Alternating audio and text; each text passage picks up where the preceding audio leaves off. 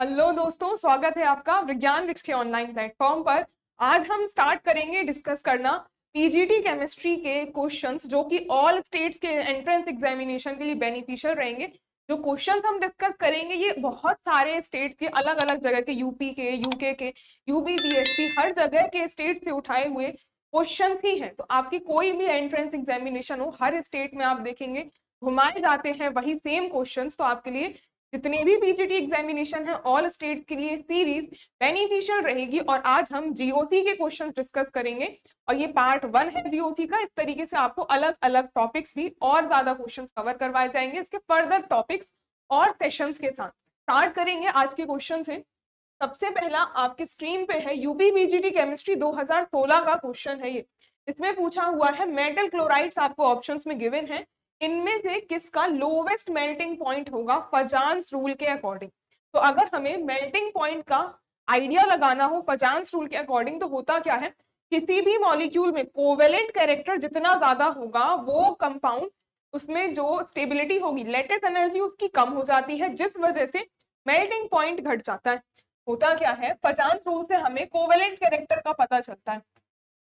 फजान्स rule से covalent character का पता चलता है। और कोवेलेंट कैरेक्टर से कैसे आइडेंटिफाई किया जाता है, किसी भी कंपाउंड में अगर कोवेलेंट कैरेक्टर ज्यादा होगा, कोवेलेंट कैरेक्टर ज्यादा होगा उस केस में उसकी लेटिस एनर्जी कम होगी, लेटिस एनर्जी कम होगी। और लेटिस एनर्जी कम यानी कि मेल्टिंग पॉइंट कम होगा, यानी कि उसका मेल्टिंग पॉइंट कम होगा। तो इस हिसाब से ये जितने भी हैलाइड्स गिवन है, क्लोराइड्स का फॉर्मेशन है, तो इनको अगर देखोगे सारे के सारे एल्कलाइन अर्थ मेटल यानी कि ग्रुप 2 के एलिमेंट्स हैं, सारे के सारे ग्रुप नंबर 2 के हैलाइड्स गिवन है। तो लाइन से सीरीज लिखो तो टॉप पे आएगा MgCl2, फिर आ जाएगा CaCl2, फिर उसके बाद स्ट्रोंशियम वाला Cl2 और फिर बेरियम Cl2, बेरियम क्लोराइड, ये लाइन से आ गया। अब फजान्स रूल के अकॉर्डिंग अगर कोवेलेंट कैरेक्टर आइडेंटिफाई करना हो, यहाँ पे क्लोराइड एनायन कॉमन है, तो हमें आइडिया लगाना पड़ेगा उसके कैटायन से कि कौन सा उसमें कैरेक्टर आएगा।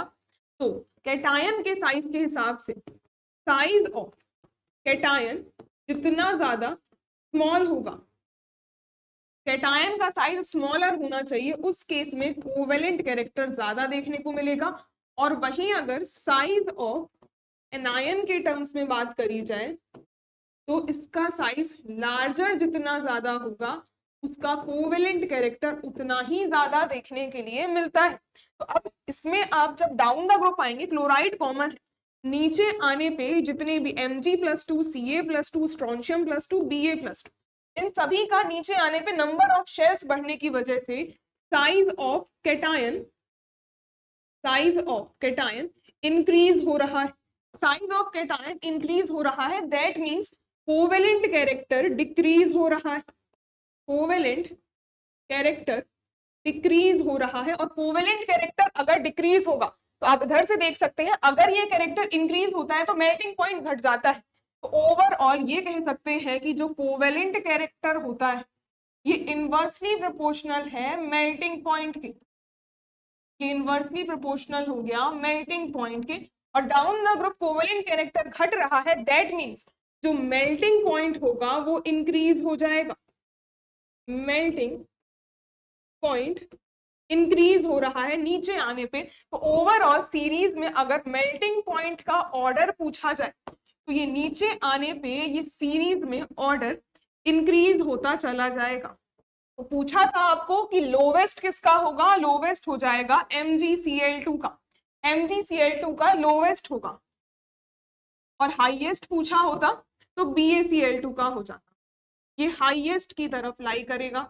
ओवरऑल लोवेस्ट में MgCl2, सी ऑप्शन इसका करेक्ट आंसर होगा।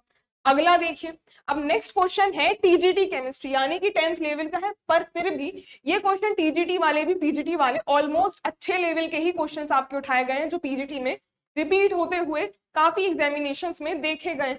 अब इस क्वेश्चन में आप देखेंगे कि लेवल अच्छा ही है क्वेश्चन का।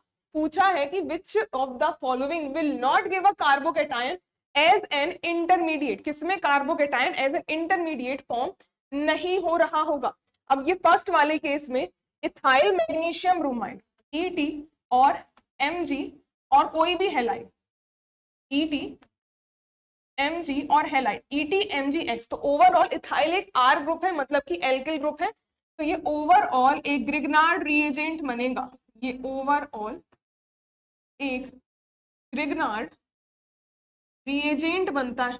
और ग्रिग्नार्ड रिएजेंट यूजुअली इसमें जो R ग्रुप होता है, यहाँ पे इथाइल ग्रुप जो है, इसमें ओवरऑल मैग्नीशियम जो मेटल है इसमें पॉजिटिव चार्ज आता है, तो इथाइल में कोई भी R ग्रुप होगा उसमें नेगेटिव चार्ज, तो ये एक न्यूक्लियोफाइल की तरह वर्क करेगा और न्यूक्लियोफाइल की तरह अटैक करता है। तो इलेक्ट्रोफिलिक स्पीशीज जनरली इसका जो अटैक करवाया जाता है वो आप कार्बोनिल कंपाउंड्स पे करवाते हो। मान लीजिए कोई RCOOH, कोई भी हमने एल्डिहाइड या कोई भी कीटोन भी आप ले सकते हो, अगर इसका अटैक हमने ETMgX से करवाया तो इथाइल माइनस और इसमें जो पॉजिटिव चार्ज है ये अटैक कर देंगे इसके कार्बोनिल पे और ये ग्रुप कुछ इस तरीके से शिफ्ट हो जाएगा। तो ओवरऑल जो यहाँ पे स्पीशीज जनरेट होगी वो R और कार्बन पे O- और यहाँ पे हाइड्रोजन और ये इथाइल। ओवरऑल पूछा था कि इसमें कार्बोकैटायन एज एन इंटरमीडिएट कहाँ पे नहीं बनेगा। तो जब ये आप कोई भी ग्रिग्नार्ड रिएजेंट का किसी भी केस में, मान लीजिए आप अगर मान लो यहाँ पे किसी कीटोन से भी रिएक्शन करवा देते तो आपके पास ये नेगेटिव चार्ज यहाँ जनरेट होगा, क्योंकि न्यूक्लियोफाइल अटैक होता है इसमें, और न्यूक्लियोफिलिक अगर अटैक हो रहा है किसी केस में तो उसमें कार्बोकैटायन इंटरमीडिएट जनरेट नहीं होता। और यहाँ पे आप लिख सकते हैं ये जो ग्रिग्नार्ड रिएजेंट मतलब ये होता है एक तरीके से न्यूक्लियोफिलिक अटैक, इसमें न्यूक्लियोफिलिक अटैक देखने को मिलेगा। और न्यूक्लियोफाइल अगर अटैक कर रहा है in that case therefore no carbocation intermediate is generated, no carbocation intermediate is generated. तो कार्बोकैटायन नहीं बनेगा इसमें, चाहे आपको नेगेटिव चार्ज वाला कार्बन आयन भी नहीं मिलेगा, एक तरीके से आपको नेगेटिव O- यहाँ फॉर्म होता हुआ नजर आएगा। तो इसमें से कौन सा नहीं देगा यही पूछा था, तो A ऑप्शन में ही नहीं मिलेगा। बाकी अगर मिथाइल ब्रोमाइड, नेक्स्ट ऑप्शन देखो, मिथाइल ब्रोमाइड MEBR CH3, मतलब आप इसको ऐसे लिख सकते हो CH3Br।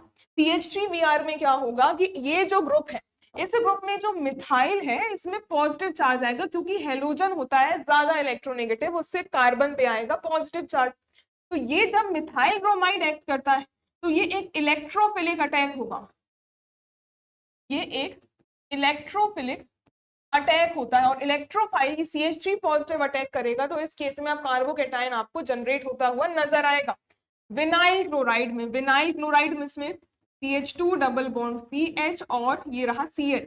इस केस में भी जब आप देखेंगे क्लोरीन पे नेगेटिव और ये जो मिथाइल ग्रुप है इस पूरे R ग्रुप पे पॉजिटिव ही आएगा। तो ये भी एक तरीके से आपको देखने के लिए इलेक्ट्रोफिलिक अटैक ही मिलेगा, ये भी आपको एक इलेक्ट्रोफिलिक अटैक ही देगा। जहां पे भी एक इलेक्ट्रोफाइल अटैक करेगा उसमें कार्बोकैटायन बनने की पूरी पॉसिबिलिटी होती है।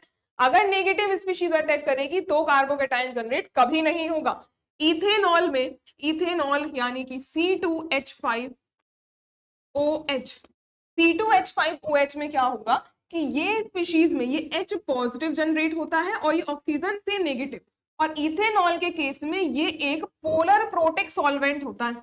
ये क्या होता है, ये एक पोलर प्रोटिक सॉल्वेंट की तरह काम करते हैं।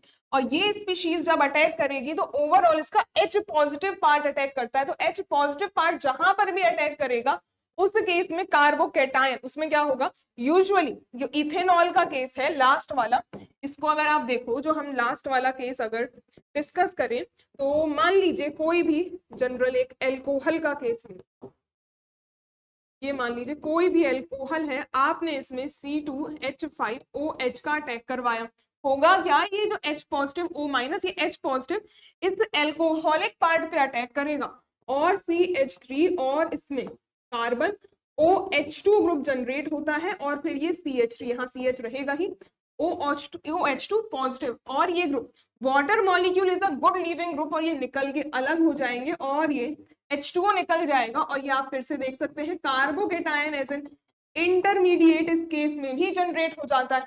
तो जहां पे भी पॉजिटिव आयन पहले अटैक करेगा इथेनॉल में, H+ अटैक करता है तो ये भी आपको कार्बोकेटायन इंटरमीडिएट देगा।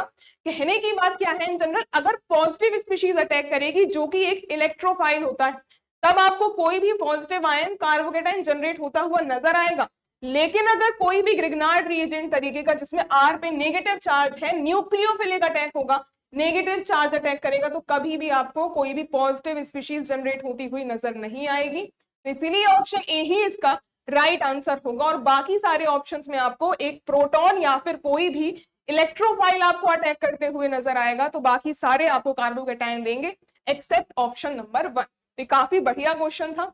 अगला देखिए, नेक्स्ट क्वेश्चन में आपसे रेजोनेंस एनर्जी के बारे में पूछा हुआ है कि resonance energy of a resonance hybrid से, तो किसी भी मॉलिक्यूल में जो रेजोनेंस एनर्जी होती है उसको रेजोनेंस हाइब्रिड से आप कैसे रिलेट कर सकते हो।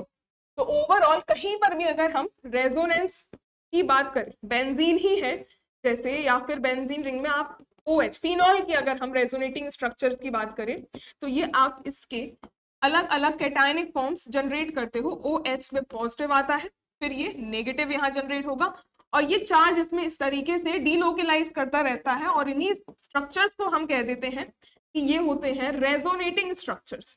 These all are resonating structure.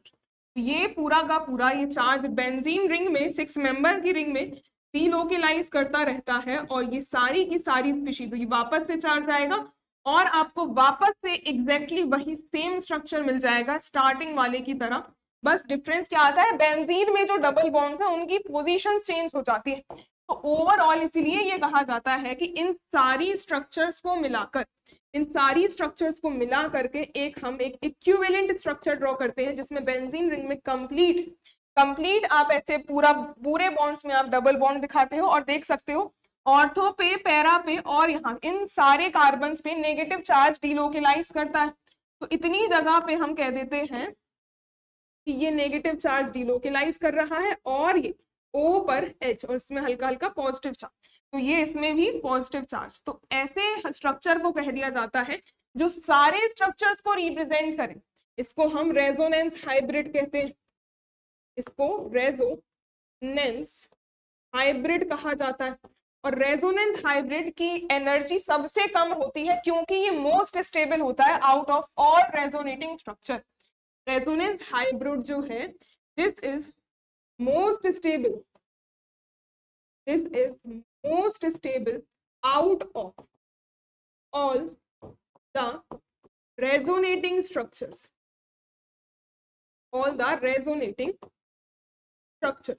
और ये जितनी भी हमने ये बीच में ड्रॉ करी हैं, these all are resonating structures only, ये रेजोनेटिंग स्ट्रक्चर्स ही हैं। तो ओवरऑल इन सभी में से पूछा हुआ है कि value of resonance energy of an resonance hybrid. तो इस रेजोनेंस हाइब्रिड की एनर्जी क्या होती है, कि रिलेटिव वैल्यू या एब्सोल्यूट वैल्यू? देखो अनप्रेडिक्टेबल होगी नहीं, always at lower side. Energy की बात हो रही है तो ओवरऑल रेजोनेंस हाइब्रिड की एनर्जी से रिलेट करने से हम पूछते हैं, तो ये एक रिलेटिव अप्रोच इसमें लगाते हैं। तो इसकी जो रेजोनेंस एनर्जी आती है, इसकी जो रेजोनेंस एनर्जी आती है, ये एक रिलेटिव अप्रोच की तरह आप यूज करते हो। जैसे कि इलेक्ट्रोकेमिस्ट्री में स्टैंडर्ड हाइड्रोजन इलेक्ट्रोड होता है, उसकी जो वैल्यू होती है 0 फिक्स्ड होती है, तो उसको एक रिलेटिव आप इलेक्ट्रोड की तरह यूज कर लेते हो, रिफरेंस की तरह लेते हो। उसी तरीके से किसी भी कंपाउंड में जो रेजोनेंस हाइब्रिड है, इसकी लोवेस्ट एनर्जी होती है, तो इसी से ही कंपेयर कराते हैं बाकी स्ट्रक्चर्स को। तो ये जो एनर्जी होती है इसकी, ये एक रिलेटिव एनर्जी कहलाती है, ये एक रिलेटिव वैल्यू कह सकते हो आप। तो एक रिलेटिव वैल्यू होती है, एब्सोल्यूट नहीं, एक रिलेटिव, एक आप इससे कंपैरिजन स्टैंड करते हो, तो ओवरऑल ये रिलेटिव वैल्यू की तरह ही काउंट करी जाती है। तो अब इसके बाद अगला क्वेश्चन देखिए। नेक्स्ट में आपके पास 4 स्ट्रक्चर्स हैं, हमारे पास 4 स्ट्रक्चर्स हैं, इनमें से आपको करेक्ट स्टेटमेंट बताना है, और ये भी रेजोनेंस से ही क्वेश्चन है। एरोमेटिक कंपाउंड्स के रिगार्डिंग कौन सा यहाँ पे करेक्ट स्ट्रक्चर गिवन है? Aromatic compound they are planar, yes, कोई भी एरोमेटिक कंपाउंड। देखो एरोमेटिक होने की कंडीशन क्या होती है, एरोमेटिक कंडीशन क्या होती है? सबसे पहली कंडीशन कि कंपाउंड साइक्लिक होना चाहिए, दूसरी कंडीशन होती है कि प्लेनर होना चाहिए, और तीसरी कंडीशन होती है कि वो जो साइक्लिक उसमें कॉन्जुगेशन होना चाहिए, साइक्लिक कॉन्जुगेशन होना चाहिए, इस जो कि हो सकता है डबल बॉन्ड्स की वजह से भी, या फिर पॉजिटिव या फिर नेगेटिव आयंस। ओवरऑल इस तरीके से ये तीन कंडीशंस फुलफिल होती हैं। इसके साथ साथ if all three conditions are fulfilled, और इसके साथ साथ एंड कंपाउंड कंटेन्स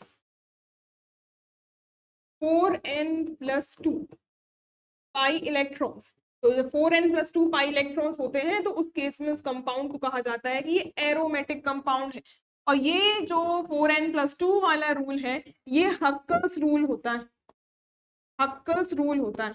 ये इसी में ही जो हक्कल्स रूल है, एक साइड तो ये एरोमेटिक कंपाउंड्स को रिलेट करता है और दूसरी तरफ अगर ये तीन कंडीशंस फुलफिल हो, इफ थ्री कंडीशंस फुलफिल होती हैं और उसके साथ कंपाउंड में आपको 4n पाई इलेक्ट्रॉन्स देखने को मिलते हैं, तो 4n के केस में जो भी कंपाउंड होगा वो एंटी एरोमेटिक होता है।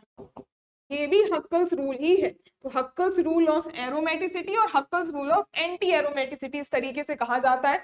तो हमें पूछा हुआ था कि एरोमेटिक कंपाउंड्स के लिए कौन सा, तो हमें सिर्फ इससे मतलब होना चाहिए कि जहां पे एरोमेटिसिटी के लिए बात है।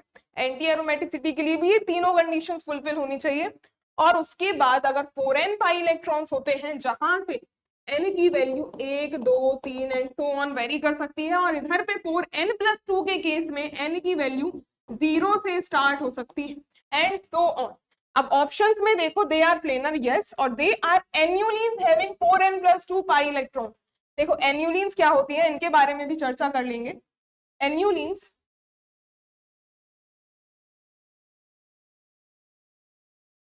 एन्युलिन्स की अगर बात करी जाए तो ये एक मोनोसाइक्लिक हाइड्रोकार्बन्स होती हैं, मोनोसाइक्लिक फ्यूज्ड हाइड्रोकार्बन रिंग्स होती हैं जिसमें अल्टरनेट पाई बॉन्ड्स होते हैं। These are monocyclic fused hydrocarbons, fused hydrocarbons containing alternate, इसमें containing alternate pi bonds, alternate pi bonds होते हैं। जैसे कि सिंपलेस्ट फॉर्म से अगर बात करी जाए, 4 मेंबर से स्टार्ट होते हैं, फिर 6 मेंबर, फिर 8 मेंबर, फिर उसके बाद 10 मेंबर, और यानी कि जितने मेंबर हैं उतने पाई इलेक्ट्रॉन्स होते हैं। 6 पाई इलेक्ट्रॉन्स होंगे और ये 8 पाई इलेक्ट्रॉन्स होंगे और ये 10 पाई इलेक्ट्रॉन्स होंगे। अब इसमें स्ट्रक्चर कैसा बनता है, 4 पाई इलेक्ट्रॉन्स, 4 मेंबर की रिंग होगी तो ये 4 एन्युलिन कहलाएगी, 4 मेंबर की होगी तो ये 4 एन्युलिन है। ये वाली 6 मेंबर तो ये 6 एन्युलिन है। इसी तरीके से ये वाली 8 एन्युलिन हो जाएगी। और ये एन्युलिन काफी सारी वेरी कर सकती हैं, जो इवन नंबर ऑफ कार्बन्स होते हैं, उसके बाद 12 मेंबर, उसके बाद 14 मेंबर, 16 मेंबर की भी पढ़ती हैं और 18 मेंबर की भी पढ़ते हैं। आगे इस तरीके से आप मूव ऑन करते जाओगे। और ये डबल बॉन्ड, इसी तरीके से 6 मेंबर की ये ट्रिपल बॉन्ड, उसके बाद 8 मेंबर की जब आप बनाओगे तो ये साइक्लो ऑक्टा टेट्राइन वाला केस हो जाएगा।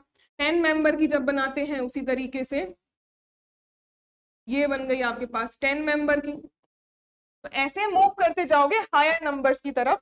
और इसमें जरूरी नहीं है कि जो सिस्टम है वो एरोमेटिक ही हो, क्योंकि ये तो 4 पाई इलेक्ट्रॉन्स वाला सीन होता है और ये हो जाता है anti aromatic. Benzene 6 pi electrons हैं तो ये एरोमेटिक होती है। 8 pi electron cyclooctatetraene, COT इसको कहा जाता है, और 8 पाई इलेक्ट्रॉन है। 6 मेंबर से ऊपर कभी भी सिस्टम एंटी एरोमेटिक नहीं होता। क्यों? क्योंकि उसमें प्लेनैरिटी लूज हो जाती है, ये नॉन प्लेनर हो जाते हैं। और साइक्लो ऑक्टा टेट्राइन तो टब शेप का स्ट्रक्चर होता है इसका, ये एक टब शेप का इसका स्ट्रक्चर होता है। कहने की बात ये कि ये नॉन प्लेनर होगा, और ये नॉन प्लेनर है तो इस वजह से ये एरोमेटिसिटी की कंडीशंस को, वो हमने जो 3 कंडीशंस लिखी है यहाँ पे, ये तीनों कंडीशंस जो फुलफिल नहीं करेगा वो नॉन एरोमेटिक कंपाउंड कराएगा, ना वो एरोमेटिक की तरफ जाएंगे ना एंटी एरोमेटिक की तरफ, उसमें इलेक्ट्रॉन्स काउंट ही नहीं करने। उसमें सीधी सी बात ये है कि वो कंडीशन, देखो प्लेनैरिटी लूज हो गई, 3 कंडीशंस फुलफिल नहीं हुई, सिस्टम हो जाता है नॉन एरोमेटिक। ये सिस्टम नॉन एरोमेटिक हो जाएगा। इसी तरीके से अगले केस में क्या होता है, होते तो इसमें 12 pi electron, sorry 10 pi electrons है, और इसके हिसाब से ये 4n+2 पाई इलेक्ट्रॉन्स को फॉलो करता है। लेकिन क्या होता है, ये सिस्टम अब एरोमेटिक होना तो चाहिए था, ऐसा ये स्पेशल केस होता है, एरोमेटिक होना तो चाहिए था, पर ऐसा नहीं हो पाता, ये नॉन एरोमेटिक हो जाता है, ये नॉन एरोमेटिक हो जाता है। इसके डिटेल के बारे में बात करें तो इसमें जो हाइड्रोजन्स होते हैं, ये हाइड्रोजन्स जो बीच में प्रेजेंट होते हैं, इसकी वजह से स्टीरिक रिपल्शन आ जाता है, स्टीरिक रिपल्शन आ जाएगा, और स्टीरिक रिपल्शन होने की वजह से होता क्या है, ये प्लेनैरिटी लूज कर देता है सिस्टम, ये सिस्टम प्लेनैरिटी लूज कर देगा, और प्लेनैरिटी अगर लूज हो गई, सिस्टम नॉन प्लेनर हो जाएगा, तो एरोमेटिक नहीं होकर वो नॉन एरोमेटिक हो जाएगा। तो ये सारी एन्युलिन्स की कहानी थी, और ये इवन वाले ही केस होते हैं, ऑड वाले केस क्यों नहीं होते, क्योंकि इसकी डेफिनेशन में है monocyclic fused hydrocarbon system containing alternate pi bonds. और अगर इसमें आप odd number of carbon atoms लेते हो, मान लीजिए 3 मेंबर की रिंग है, अल्टरनेट पाई बॉन्ड्स कैसे बनाओगे, एरोमेटिक करना है तो उसमें पॉजिटिव चार्ज लेना ही पड़ेगा। इसी तरीके से अगर 5 मेंबर की बनाओगे तो आपके पास एक कार्बन अभी भी बचेगा, एरोमेटिक करने के लिए इस केस में आपको नेगेटिव चार्ज देना पड़ेगा। इसी तरीके से अगर 7 मेंबर की भी आप रिंग देखते हो तो 7 मेंबर की रिंग में आपको पॉजिटिव चार्ज देना पड़ेगा, और ये अल्टरनेट पाई बॉन्ड सिस्टम नहीं है, ये सारे के सारे आयोनिक बन जाते हैं। These are not annulenes, these are not annulenes. Alternate pi bonds वाला केस सिर्फ पॉसिबल होता है even number of carbon atoms में। तो चलिए बात करते हैं यहाँ पे क्वेश्चन की। इसमें सिंपली पूछा था कि जो एरोमेटिक कंपाउंड्स होते हैं दे आर एन्युलिन्स, जिसमें 4n+2 पाई इलेक्ट्रॉन्स होंगे। इस हिसाब से अगर देखा जाए तो हमने अभी जो पूरा का पूरा एन्युलिन का केस देखा, आप बिल्कुल क्लियरली देख सकते हो। एक केस में तो ये चलो ठीक है कि 4n+2 pi electron 6 pi electron वाला केस हो गया, लेकिन अगले ही केस में 10 मेंबर रिंग में ये वाला आपका रूल फॉलो नहीं होता है। और इन जनरल आप एरोमेटिक कंपाउंड्स में जो भी एन्युलिन है, आप इन जनरल नहीं कह सकते हो कि एन्युलिन का सिस्टम होगा। एरोमेटिक के लिए ये कंडीशंस फुलफिल होती हैं, और जो एन्युलिन है एक डिफरेंट ब्रांच की तरह आती है, वो एरोमेटिक आप उसको इन जनरल उसकी कंडीशंस में आप नहीं रख सकते हो। They are annulenes having 4n+2 pi electrons, ये गलत हो जाएगा। दे सस्टेन रिंग करंट, बिल्कुल जिसमें भी एरोमेटिसिटी आपके पास देखने के लिए मिलती है। मान लीजिए ये आपके पास 6 मेंबर की रिंग, कंप्लीट इस रिंग में, कंप्लीट इस 6 मेंबर की रिंग में कंप्लीट आपको ये 6 कार्बन एटम में रिंग करंट देखने के लिए मिलता है। तो लास्ट ये जो ऑप्शन है थर्ड नंबर का भी करेक्ट हो जाएगा। लास्ट में है they contain ring circulating pi electrons could having 2n+4 pi electrons. 2n+4 pi electrons का कोई रूल नहीं होता। Delocalised pi electrons having 4n+2 pi electrons अगर इसमें लिखा होता तब ये करेक्ट होता, उल्टा ही कर दिया है इसने। ये 2n+4 की जगह 4n+2 अगर करता तो वो करेक्ट आंसर होता। तो लास्ट स्टेटमेंट भी गलत है। फर्स्ट एंड थर्ड यही दो स्टेटमेंट करेक्ट होंगी, और ये यूपीपीसीएस प्री 2005 का क्वेश्चन है। बहुत ही अच्छा, पूरी कंडीशंस इसमें फुलफिल, आपको पूरा कंप्लीट नॉलेज होना चाहिए इस क्वेश्चन को अटेम्प्ट करने के लिए। फर्स्ट एंड थर्ड ऑप्शन इसमें करेक्ट है, तो सी स्टेटमेंट इसकी करेक्ट निकल के आती है। बढ़ते हैं अगले क्वेश्चन की तरफ।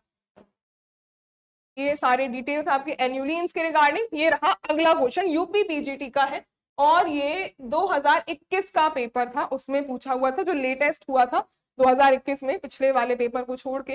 इन which of the following D orbital resonance is possible. D orbital में रेजोनेंस हो रहा है, मतलब उसमें इलेक्ट्रॉन का डीलोकलाइजेशन होगा। कार्बन और फ्लोरीन, इसमें तो कोई वैकेंट ऑर्बिटल ही नहीं है, नो वैकेंट डी ऑर्बिटल, क्योंकि कार्बन और फ्लोरीन दोनों ही सेकंड पीरियड के हैं। सेकंड पीरियड के अगर एलिमेंट्स हैं, इनके पास कोई वैकेंट डी ऑर्बिटल नहीं होते, नो वैकेंट डी ऑर्बिटल्स। और जब वैकेंट डी ऑर्बिटल्स चाहिए वो थर्ड पीरियड से स्टार्ट होते हैं। These contain vacant D orbitals, these contain vacant D orbitals, और इसमें वैकेंट डी ऑर्बिटल्स होते हैं, जिस वजह से रेजोनेंस का डीलोकलाइजेशन इसमें पॉसिबल होता है। तो ये वाले में कोई वैकेंट डी ऑर्बिटल है नहीं है, तो यहाँ डी ऑर्बिटल का नहीं होगा। CCl3, ये CCl3 नहीं, ये CCl3 माइनस है, कार्बन के साथ साथ यहाँ पे क्लोरीन। तो ओवरऑल स्ट्रक्चर जो नेगेटिव चार्ज है वो कार्बन पे है, और ये 3 क्लोरीन एटम्स इससे अटैच्ड हैं। तो बिल्कुल इसमें जो वैकेंट डी ऑर्बिटल्स होंगे ये नेगेटिव चार्ज उसमें रेजोनेट कर जाएगा। इलेक्ट्रॉन का डीलोकेलाइजेशन क्या होगा, कार्बन के 2p ऑर्बिटल से, कार्बन के 2p ऑर्बिटल से आपके क्लोरीन के 3d ऑर्बिटल में ये रेजोनेंस देखने के लिए मिलता है। तो यहाँ पे सेकेंड ऑप्शन में डी ऑर्बिटल रेजोनेंस देखने के लिए मिलेगा। अगले केस में कार्बन हाइड्रोजन, ये तो और फर्स्ट पीरियड का हो गया, ये सेकंड पीरियड का हो गया, कोई यहाँ पे वैकेंट डी ऑर्बिटल नहीं है तो रेजोनेंस भी नहीं होगा डी में। अगले केस में कार्बन हाइड्रोजन फ्लोरीन, सारे के सारे यहाँ पे 2 तो सेकंड पीरियड के, 1 फर्स्ट पीरियड का, यहाँ पे भी कोई वैकेंट डी नहीं है तो कोई वैकेंट डी में रेजोनेंस नहीं होगा। सारे ही ऑप्शन ऐसे एलिमिनेट हो जाएंगे। पढ़ते हैं अगले क्वेश्चन की तरफ। अब यहाँ पे most basic compound among the following कौन सा होगा, मोस्ट बेसिक कंपाउंड यानी कि बेसिसिटी, मोस्ट बेसिक जिसमें सबसे ज्यादा इलेक्ट्रॉन की डेंसिटी, मोस्ट बेसिक इसका मतलब कंटेनिंग, का मतलब है कंटेनिंग हाईएस्ट लोन पेयर, या फिर आप कह लो electron density, highest electron density जिसके पास होगी वो मोस्ट बेसिक कंपाउंड कहलाएगा। अब ए ऑप्शन में बेंजामाइड गिवन है, नाम दिया है, आपको स्ट्रक्चर्स बनाने आने चाहिए तभी आप आइडेंटिफाई कर पाओगे। बेंजामाइड में बेंजा और एमाइड, तो CH2 और NH2, ये हो जाएगा बेंजामाइड। इसके बाद ये अमाइड है, तो अमाइड के केस में तो CONH2 होना चाहिए। एक सेकेंड, इसमें अमाइड है तो ये हो जाएगा C double bond O NH2, amide है। उसके बाद सेकंड के ए के बाद बी ऑप्शन में एनिलीन दिया हुआ है, बी ऑप्शन में एनिलीन, तो बेंजीन रिंग में ये हो गया एनिलीन, ये NH2, ये एनिलीन हो गया। सी ऑप्शन में di nitro aniline, 2,4 di nitro aniline, तो सबसे पहले तो एनिलीन बना लीजिए। सी ऑप्शन में सबसे पहले एनिलीन बना लिया। इसकी 2 और 4 पोजीशन, ये रही 2 पोजीशन और 1 2 3 4, ये 4th पोजीशन हो गई। और इन दोनों पोजीशंस पे डाई नाइट्रो है तो NO2, ये रहा NO2। और लास्ट डी ऑप्शन में है 2 फिनाइल इथाइल अमीन, इथाइल अमीन मतलब कि इथाइल 2 कार्बन एटम्स और इसमें CH2 और ये NH2, ये इथाइल अमीन बना ली। और इसके सेकंड पोजीशन मतलब ये फर्स्ट है, ये सेकंड कार्बन है, इस प्राइमरी फंक्शनल ग्रुप को लेकर सेकंड पे फिनाइल ग्रुप, तो ये फिनाइल यानी कि बेंजीन रिंग लगी हुई है, ये बन गया लास्ट वाला स्ट्रक्चर। अब इनमें से इलेक्ट्रॉन डेंसिटी किसमें सबसे ज्यादा होगी, तो बिल्कुल जाहिर सी बात है नाइट्रोजन सभी में है तो वही इलेक्ट्रॉन डोनेट करने वाला होगा। फर्स्ट केस में अमाइड वाला केस है तो CONH2 ग्रुप, ये तो इलेक्ट्रॉन डेंसिटी इसकी खत्म हो चुकी है, ये इलेक्ट्रॉन डीलोकेलाइज्ड है, नाइट्रोजन यहाँ पे डीलोकेलाइज्ड है तो ये बेसिक कम होगा, बहुत कम होगा। सिमिलरली एनिलीन में भी जो पाई इलेक्ट्रॉन्स होते हैं वो बेंजीन रिंग में डीलोकेलाइज होते हैं तो बेसिसिटी इसकी भी कम आती है।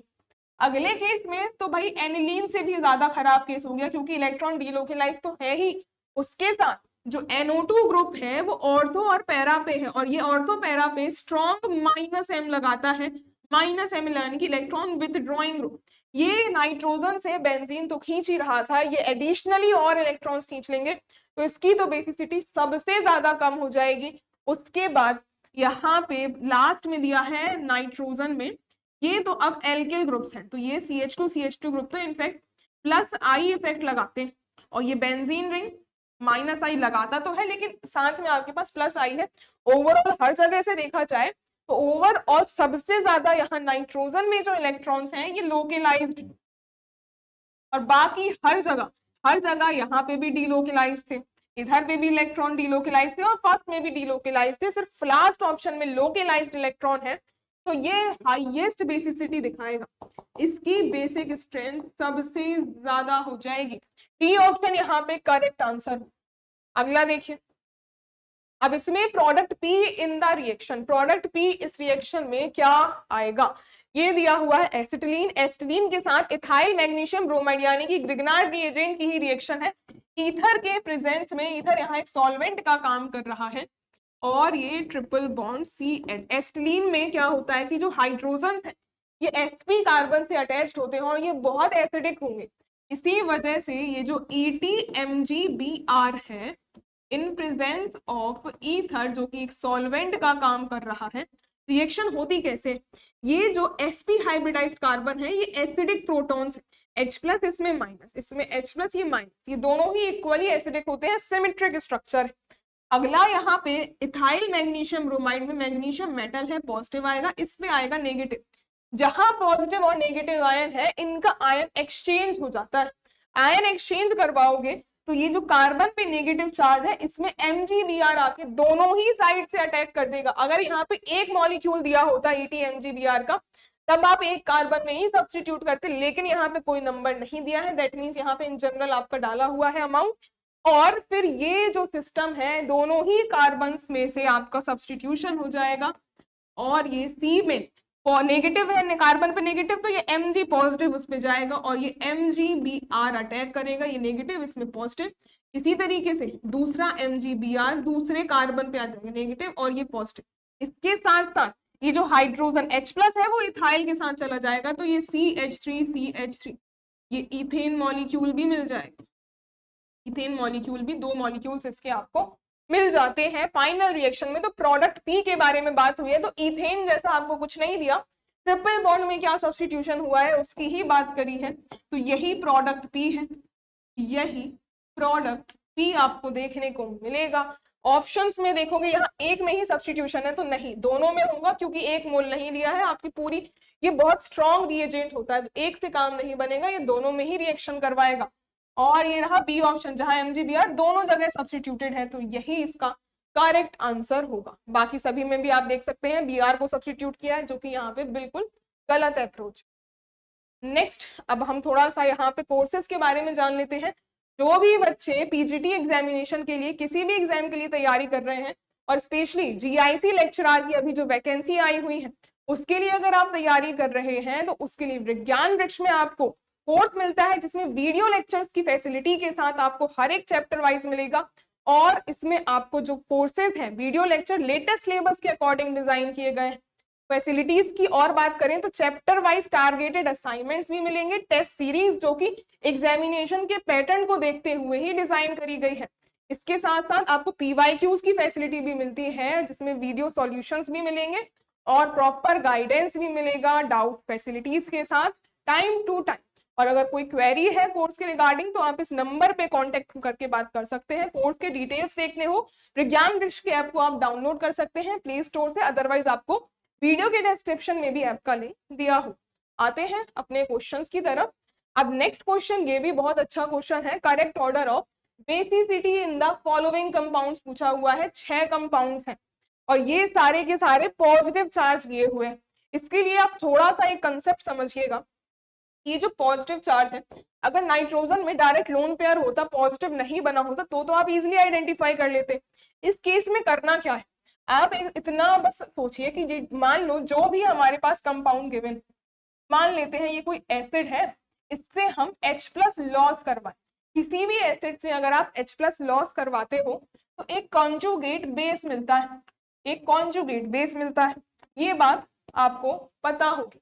इसके बाद अगर ये एसिड और ये कंजुगेट जो बेस बना है H प्लस लॉस करके, इनकी प्रॉपर्टीज क्या होती है कि अगर ये जो एसिड है ये अगर स्ट्रॉन्ग एसिड होता है, ये एसिड अगर स्ट्रॉन्ग एसिड होता है तो बनने वाला जो कंजुगेट बेस है ये वीक बेस होता है, ये एक वीक बेस बनेगा, ये फिक्स्ड होता है। अगर एसिड स्ट्रॉन्ग है तो कंजुगेट बेस वीक ही बनेगा। तो इसी हिसाब से अगर यहाँ पे जो कंजुगेट बेस बना है, अगर ये बेस स्ट्रॉन्ग होता है, अगर ये बेस स्ट्रॉन्ग बेस होता है तो ये जो एसिड रहा होगा ये वीक एसिड रहा होगा, ये बात फिक्स्ड है बिल्कुल। तो अब इसके हिसाब से हमारा इस क्वेश्चन से क्या लेना देना है ये समझते हैं। लेते हैं इसका कोई एक स्ट्रक्चर उठाते हैं, मान लीजिए फर्स्ट वाला हमने उठा लिया और इसमें NH3 पॉजिटिव गिवन है और नीचे OCH3 ग्रुप अटैच्ड। अगर हम इससे H प्लस लॉस करवाते हैं तो ये मिल जाएगा हमें इसका कॉन्जुगेट बेस, ये कॉन्जुगेट बेस मिल जाएगा और इसमें OCH3 ग्रुप अटैच, ये मिल चुका है हमें कॉन्जुगेट बेस। और मान लेते हैं ये हमने एसिड उठाया, ठीक है। अब ये अगर हमें पूछा हुआ है बेसिक स्ट्रेंथ की बात करनी है, तो अगर ये जो एसिड है इसी में ही अगर प्रॉपर्टीज लगाए, हमने ऊपर क्या देखा, अगर ये वीक होता है, अगर ये एसिड वीक एसिड है, अगर ये एसिड वीक एसिड है तो जो कॉन्जुगेट बेस होगा वो स्ट्रॉन्ग बेस होगा, ये एक स्ट्रॉन्ग बेस होगा। और अगर बेसिसिटी और एसिसिटी की बात करी जाए तो अगर कोई भी कंपाउंड अगर वो बेस स्ट्रॉन्ग होता है तो वो एसिड वीक होगा, क्योंकि basicity inversely proportional to acidity होता है। ये दोनों इनवर्स चलते हैं क्योंकि पीएच स्केल अपोजिट चलेगी इन दोनों की। तो अगर ये वीक एसिड है तो ये बेस बहुत अच्छा रहा होगा, अगर ये एसिड वीक है तो ये बेस जो है ये स्ट्रॉन्ग बेस की तरफ रहा होगा। तो कहने की बात क्या है, कहने की बात ये है, ये जो कंपाउंड्स है इसमें आप H+ लॉस करवाओ तो आपको NH2 ग्रुप मिल जाएगा, और इस तरीके से नाइट्रोजन में आपके पास अब लोन पेयर बचेंगे। तो जो ग्रुप्स यहाँ पे अटैच्ड है उनकी पावर से आप ये एनालाइज कर सकते हो कि ये किस तरीके के बेस होंगे, इनकी बेसिसिटी आप आइडेंटिफाई कर सकते हो इजीली। तो अगर ये स्ट्रॉन्ग बेस होते हैं, ये आपके कॉन्जुगेट बेस है, लेकिन अगर ये स्ट्रॉन्ग बेस होते हैं तो ये एसिड वीक होंगे, लेकिन ये जो स्टार्टिंग वाली स्पीशीज होगी ये स्ट्रॉन्ग बेस होगी। तो इन सारे कंपाउंड्स की अगर आपको बेसिसिटी बतानी है तो इससे आप H+ लॉस करवाओ और उसकी जो बेसिसिटी का ट्रेंड होगा वही इनकी भी बेसिसिटी का ट्रेंड होगा। तो बिल्कुल वहां से आपको ये पूरी की पूरी कहानी मैंने इसलिए समझाई क्योंकि इन सभी में H+ का लॉस करवा के इन सभी में आपको लोन पेयर बना देने हैं, और लोन पेयर बना देंगे तो ये जो नीचे ग्रुप्स अटैच्ड है जैसे OCH3 है, OCH3 एक +M इफेक्ट है, यानी कि इलेक्ट्रॉन डोनेटिंग ग्रुप है, इलेक्ट्रॉन डोनेटिंग ग्रुप है, इलेक्ट्रॉन डेंसिटी को बढ़ा देगा, बेस अच्छा होगा। अगले केस में CH3 ग्रुप, अगले केस में ये जो CH3 ग्रुप है ये +H इफेक्ट दिखाता है, इलेक्ट्रॉन डोनेटिंग ये भी है। लेकिन अब आपको बेसिसिटी की बात करी जाए तो जितना ज्यादा इलेक्ट्रॉन डोनेटिंग ग्रुप होगा उतनी ही ज्यादा बेसिसिटी होगी। बेसिसिटी जो होती है डायरेक्टली प्रोपोर्शनल है इलेक्ट्रॉन डोनेटिंग ग्रुप की, इनवर्सली प्रोपोर्शनल होती है इलेक्ट्रॉन विथड्रॉइंग ग्रुप के। और इसके अलावा इलेक्ट्रॉन डोनेटिंग पावर की ही बात हो रही है तो +M और +H दोनों हैं, जिसमें +M ज्यादा डोमिनेटिंग होता है as compare to +H। +H यानी कि हाइपर कॉन्जुगेशन, +M यानी कि मीजोमेरिक इफेक्ट, रेजोनेंस, जो ज्यादा डोमिनेटिंग होगा क्योंकि इसमें लोन पेयर कंप्लीट इसके डिलोकलाइज होते हैं। और CH3 में CH सिग्मा CH बॉन्ड टूटता है, उस हिसाब से बॉन्ड की डेंसिटी जाती है। इस केस में कोई ग्रुप अटैच नहीं है, हाइड्रोजन जिसका कोई इफेक्ट नहीं होगा। अगले केस में ब्रोमीन है जो कि ब्रोमीन +M इफेक्ट तो दिखाता है लेकिन इसका -I भी लगता है हेलोजन का, और कोई भी हेलोजन हो उसका -I ज्यादा डोमिनेटिंग होता है। तो ओवरऑल ये इलेक्ट्रॉन विथड्रॉइंग ग्रुप का ही काम करेंगे, ये इलेक्ट्रॉन विथड्रॉइंग ग्रुप का ही काम करेंगे। और NO2 ये -M होता है और ये बहुत स्ट्रॉन्ग इलेक्ट्रॉन विथड्रॉइंग ग्रुप होगा। और ये जो ग्रुप है ये थोड़ा सा यहाँ अटैचमेंट इसमें गड़बड़ कर रखी है, ये कुछ इस तरीके से अटैच्ड होगा। CHO ग्रुप्स, ये ओवरऑल ये ग्रुप भी क्या होता है, -M इफेक्ट लगाता है, इलेक्ट्रॉन विथड्रॉइंग ग्रुप। और इन सभी में अगर इलेक्ट्रॉन विथड्रॉइंग की पावर की बात करें तो -M या फिर आप ये कह लो इलेक्ट्रॉन विथड्रॉइंग ग्रुप की जो पावर है सबसे ज्यादा यहाँ पे NO2 की होगी, फिर CHO की होगी और उसके बाद Br की होगी। तो जितने ज्यादा इलेक्ट्रॉन विथड्रॉइंग ग्रुप की स्ट्रेंथ ज्यादा होगी वो बेस उतना ही बेकार होगा, और जितना स्ट्रॉन्ग इलेक्ट्रॉन डोनेटिंग ग्रुप होगा ये कॉन्जुगेट बेस उसका उतना ज्यादा स्ट्रॉन्ग होगा। और स्टार्टिंग में जिस कंपाउंड से वो बना है वो एसिड तो वीक होगा लेकिन वो बेस स्ट्रॉन्ग होगा। तो जो इनकी बेसिसिटी का ऑर्डर आया है सेम इस कंपाउंड की भी बेसिसिटी का ट्रेंड होगा। ऑप्शंस में ये सबसे ज्यादा इलेक्ट्रॉन डोनेटिंग है, हाईएस्ट बेसिक स्ट्रेंथ होगी फर्स्ट वाले की, फिर इलेक्ट्रॉन डोनेटिंग सेकंड में अटैच्ड है तो ये सेकंड वाले की होगी। ओवरऑल ट्रेंड अगर देखो, ओवरऑल ट्रेंड कहाँ लिख सकते हैं, इधर पे इलेक्ट्रॉन विथड्रॉइंग ग्रुप के ट्रेंड को हम इधर लिख लेते हैं, यहाँ पे लिख लीजिए कि इलेक्ट्रॉन विथड्रॉइंग ग्रुप का जो ट्रेंड है वो NO2 का सबसे ज्यादा, फिर CHO का था, उसके बाद Br का, और फाइनली अगर यहाँ पे देखें कि बेसिसिटी का क्या ऑर्डर होगा तो बेसिक स्ट्रेंथ या बेसिसिटी का जो ऑर्डर आएगा फर्स्ट की सबसे ज्यादा, फिर सेकंड, इसके बाद सारे विथड्रॉइंग है तो उससे ज्यादा तो जिसमें कोई ग्रुप ना हो तो वही जीत जाएगा। फर्स्ट सेकंड थर्ड ऑप्शंस में एलिमिनेट करोगे 1 2 3 सारे ही ऑप्शंस एलिमिनेट हो चुके हैं, ये रहा बी ऑप्शन इसका करेक्ट आंसर। और बाकी देखो ये इन सभी इलेक्ट्रॉन विथड्रॉइंग ग्रुप्स की भी अगर कंपैरिजन स्टैंड करते हैं तो फिर बाकी ऑप्शंस आपको इसी से ही रिलेट होते हुए नजर आएंगे। देखो लीस्ट वाला तो ये फिफ्थ हो गया, लीस्ट फिफ्थ हो गया, और उसी अकॉर्डिंग ये फिर दे रहा है इलेक्ट्रॉन विथड्रॉइंग ग्रुप सिक्स्थ वाला क्योंकि इसकी टेंडेंसी उससे ज्यादा है, और बीआर जो फोर्थ वाला है ये सबसे वीक इलेक्ट्रॉन विथड्रॉइंग ग्रुप है, तो ये फिर इसके पहले रखा जाएगा। तो यही बी ऑप्शन सारे एक्सप्लेनेशन के हिसाब से आपका ये ट्रेंड बिल्कुल एग्जैक्ट निकल के आता है, और ये बहुत ही अच्छा यूपीपीएससी आश्रम पद्धति का पेपर है 2021 का। Option number B correct. अगला देखिए, द मोस्ट स्ट्रॉन्ग एसिड इनमें से कौन सा होगा? मोस्ट स्ट्रॉन्ग एसिड सारे के सारे कार्बोक्सिलिक एसिड्स हैं, और कार्बोक्सिलिक एसिड के केस में आपको करना क्या है कि H+ लॉस करवाना है कार्बोक्सिल ग्रुप का, और उसका रिस्पेक्टिव कॉन्जुगेट बेस बनाना है। वैसे तो इन जनरल कहीं पर भी कोई एसिड जैसे बनता है उससे अगर H+ लॉस करवाते हो, जो कॉन्जुगेट बेस बनता है वो एनायन बनेगा, और ये एनायन जो बना है इसकी स्टेबिलिटी जितनी ज्यादा होती है, इसकी स्टेबिलिटी जितनी ज्यादा होती है, ये एसिड उतना ज्यादा स्ट्रॉन्ग होता है, ये एसिड उतना ज्यादा स्ट्रॉन्ग होता है। अब ऑप्शंस में वैसे तो आप लगा सकते थे दूसरा कंसेप्ट, लेकिन अगर कभी भी आपको कार्बोक्सिलिक एसिड दे दे उस केस में, सॉरी कार्बोक्सिलिक साथ में बेंजीन रिंग यानी कि यहाँ पे आपको बेंजीन वाला कार्बोक्सिलिक एसिड देखना है, benzoic acid.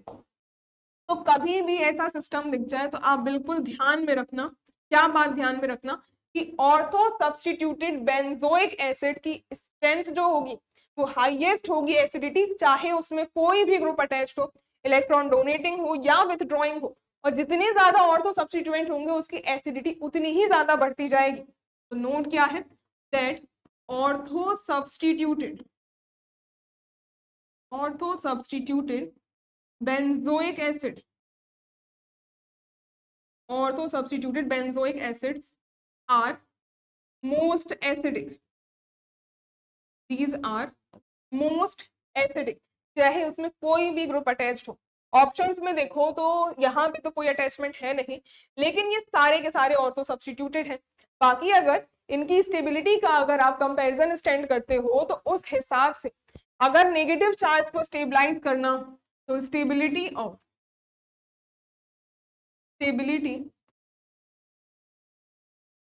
Of negative charge ये क्या होती है, directly proportional electron withdrawing group के, क्योंकि नेगेटिव चार्ज है, इलेक्ट्रॉन डेंसिटी ज्यादा है, इलेक्ट्रॉन खींचने वाला ग्रुप चाहिए, और साथ में जिसमें भी ज्यादा ऑर्थो सब्स्टिट्यूएंट्स हैं, यहाँ पे दो ऑर्थो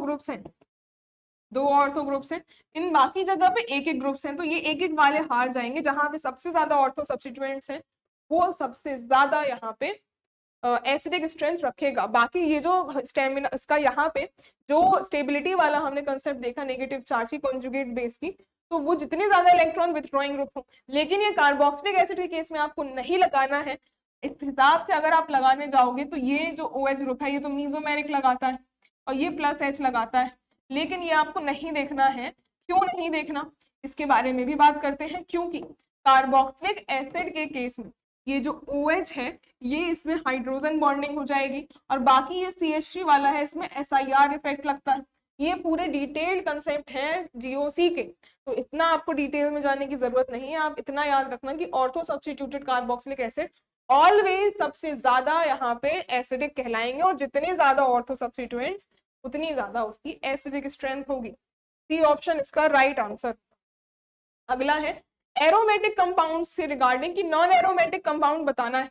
तो हमने जो 3 कंडीशंस देखी थी वो 3 कंडीशन जो भी कंपाउंड फुलफिल ना करे वो नॉन एरोमेटिक हो जाएगा। पहली थी साइक्लिक, दूसरी थी प्लेनैरिटी और तीसरी थी कंजुगेशन। इनमें देखो ये 6 मेंबर्ड बेंजीन ये तो भाई एरोमेटिक होती है, ये सभी को पता है। अगला केस है कि ये सारे के सारे जो यहाँ पे सिस्टम ऑक्सीजन पे नेगेटिव और डीलोकलाइज्ड है, तो ये ऑक्सीजन भी sp2 ही है। तो ये सिस्टम तो सारे के सारे sp2 हाइब्रिडाइज्ड कार्बन एटम्स हैं और ऑक्सीजन भी sp2 सिस्टम है प्लेनर। तो और ओवरऑल सारी 3 कंडीशंस फुलफिल होने के बाद ये कहलाता है 6 पाई इलेक्ट्रॉन्स। 6 पाई इलेक्ट्रॉन, 2 इधर से 2 इधर से, 2 नेगेटिव चार्ज से, ये ओवरऑल एरोमेटिक होता है। अगला डी ऑप्शन में ये जो सिस्टम है यहाँ पे इलेक्ट्रॉन डीलोकलाइज्ड है, ये तो sp2 है, लेकिन ये ऊपर वाला जो कॉर्नर है ये sp3 हाइब्रिडाइज्ड, और जहां पे भी sp3 कॉर्नर आ गया वो सिस्टम नॉन प्लेनर होगा, वो सिस्टम नॉन प्लेनर होगा, प्लेनैरिटी चली जाएगी, प्लेनैरिटी चली गई, तीन कंडीशंस उसकी फुलफिल नहीं हो पाएंगी और ये नॉन एरोमेटिक हो जाएगा, ये नॉन एरोमेटिक सिस्टम हो जाएगा। इसके बाद ये सिस्टम फिर से डिलोकलाइज हो रहा है, ये दो लोन पेयर्स काउंट होंगे, 6 पाई इलेक्ट्रॉन्स का सिस्टम है, प्लेनर है, साइक्लिक है, कॉन्जुगेशन है, एरोमेटिक होगा और इसका नाम क्या होता है, ये होता है फ्यूरान, को फ्यूरान कहते हैं। ऑप्शन किसमें पूछा था नॉन एरोमेटिक, ये रहा D option, UKPSC lecturer mains का क्वेश्चन था ये। इसके बाद पूछा है वीकेस्ट एसिड कौन सा होगा, वीकेस्ट एसिड, अब ये कोई कार्बोक्सिलिक आपके बेंजो, कार्बोक्सिलिक तो है, बेंजोइक नहीं है, बेंजोइक में बेंजीन के ऊपर कार्बोक्सिल ग्रुप आता था। अब इसमें आपको वही कंसेप्ट लगाना है कि जो आपका एसिड है वो उसका आप कंजुगेट बेस बनाओ और इसकी स्टेबिलिटी देखो, और स्टेबिलिटी इसकी जितनी ज्यादा होगी एसिड उतना ज्यादा होगा, और stability of conjugate base, stability of conjugate क्योंकि ये नेगेटिव होगा तो ये directly proportional electron withdrawing group के हो जाएगी। अब इसी के बेसिस पे हम यहाँ पे क्वेश्चंस को अटेम्प्ट करेंगे। ए में इसका कॉन्जुगेट बेस बनाओगे CH3 C double bond O minus, B में बनाते हैं CH2 और इसमें ये Cl इलेक्ट्रॉन विथड्रॉइंग ग्रुप भी लगा दिया C double O minus, C option में CH और इसमें तो दो दो क्लोरीन लगा दिए C डबल O माइनस, और लास्ट में डी ऑप्शन में इसमें तो तीन तीन क्लोरीन लगा दिए, ये C double O minus. Chlorine की पावर की बात करें तो ये इलेक्ट्रॉन विथड्रॉइंग ग्रुप होता है। देखो इसमें ओवरऑल ये इलेक्ट्रॉन विथड्रॉइंग ग्रुप माइनस आई से इलेक्ट्रॉन्स खींचेगा, ये अपने तरफ खींचेगा और इलेक्ट्रॉन विथड्रॉइंग ग्रुप ही चाहिए इनको स्टेबलाइज करने के लिए, जैसे कि हमने देखा। तो ओवरऑल सबसे ज्यादा अगर बात करें वीकेस्ट की, एसिडिक स्ट्रेंथ या फिर एसिडिटी का ऑर्डर क्या होगा, जो सबसे ज्यादा स्टेबल, ये सबसे ज्यादा स्ट्रॉन्ग एसिड होगा। उसके बाद जितने ज्यादा ग्रुप्स हैं उसकी एसिडिक स्ट्रेंथ बढ़ती चली जाएगी और यहाँ पे ये नीचे आते आते डी, फिर सी, फिर बी और फिर ए। पूछा था वीकेस्ट कौन सा होगा, ए वाला वीकेस्ट होगा जिसमें कोई विथड्रॉइंग ग्रुप नहीं लगा। अगला देखिए, अगले में यहाँ पे अब पूछी हुई है इंक्रीजिंग ऑर्डर, आपको बताना है of the following quotes given below, increasing basic strength, basic strength है, इंक्रीजिंग बेसिक स्ट्रेंथ, और इसमें आपको कोई कंजुगेट बेस बनाने की जरूरत नहीं क्योंकि ये सारे न्यूट्रल फॉर्म में, नाइट्रोजन ये जो सिस्टम है ये बेंजीन रिंग नहीं है, साइक्लोहेक्सेन रिंग है, तो ये इलेक्ट्रॉन्स होते हैं लोकेलाइज्ड, तो अच्छा बेस होगा ये सिस्टम में भी इलेक्ट्रॉन्स है लोकेलाइज्ड। और इसके साथ साथ CH3 ग्रुप का, ये CH3 ग्रुप को हाइपर कंजुगेशन नहीं लगाएंगे, वो बेंजीन में लगाते हैं, ये लगाएगा प्लस आई इफेक्ट, तो इलेक्ट्रॉन डोनेशन होगा।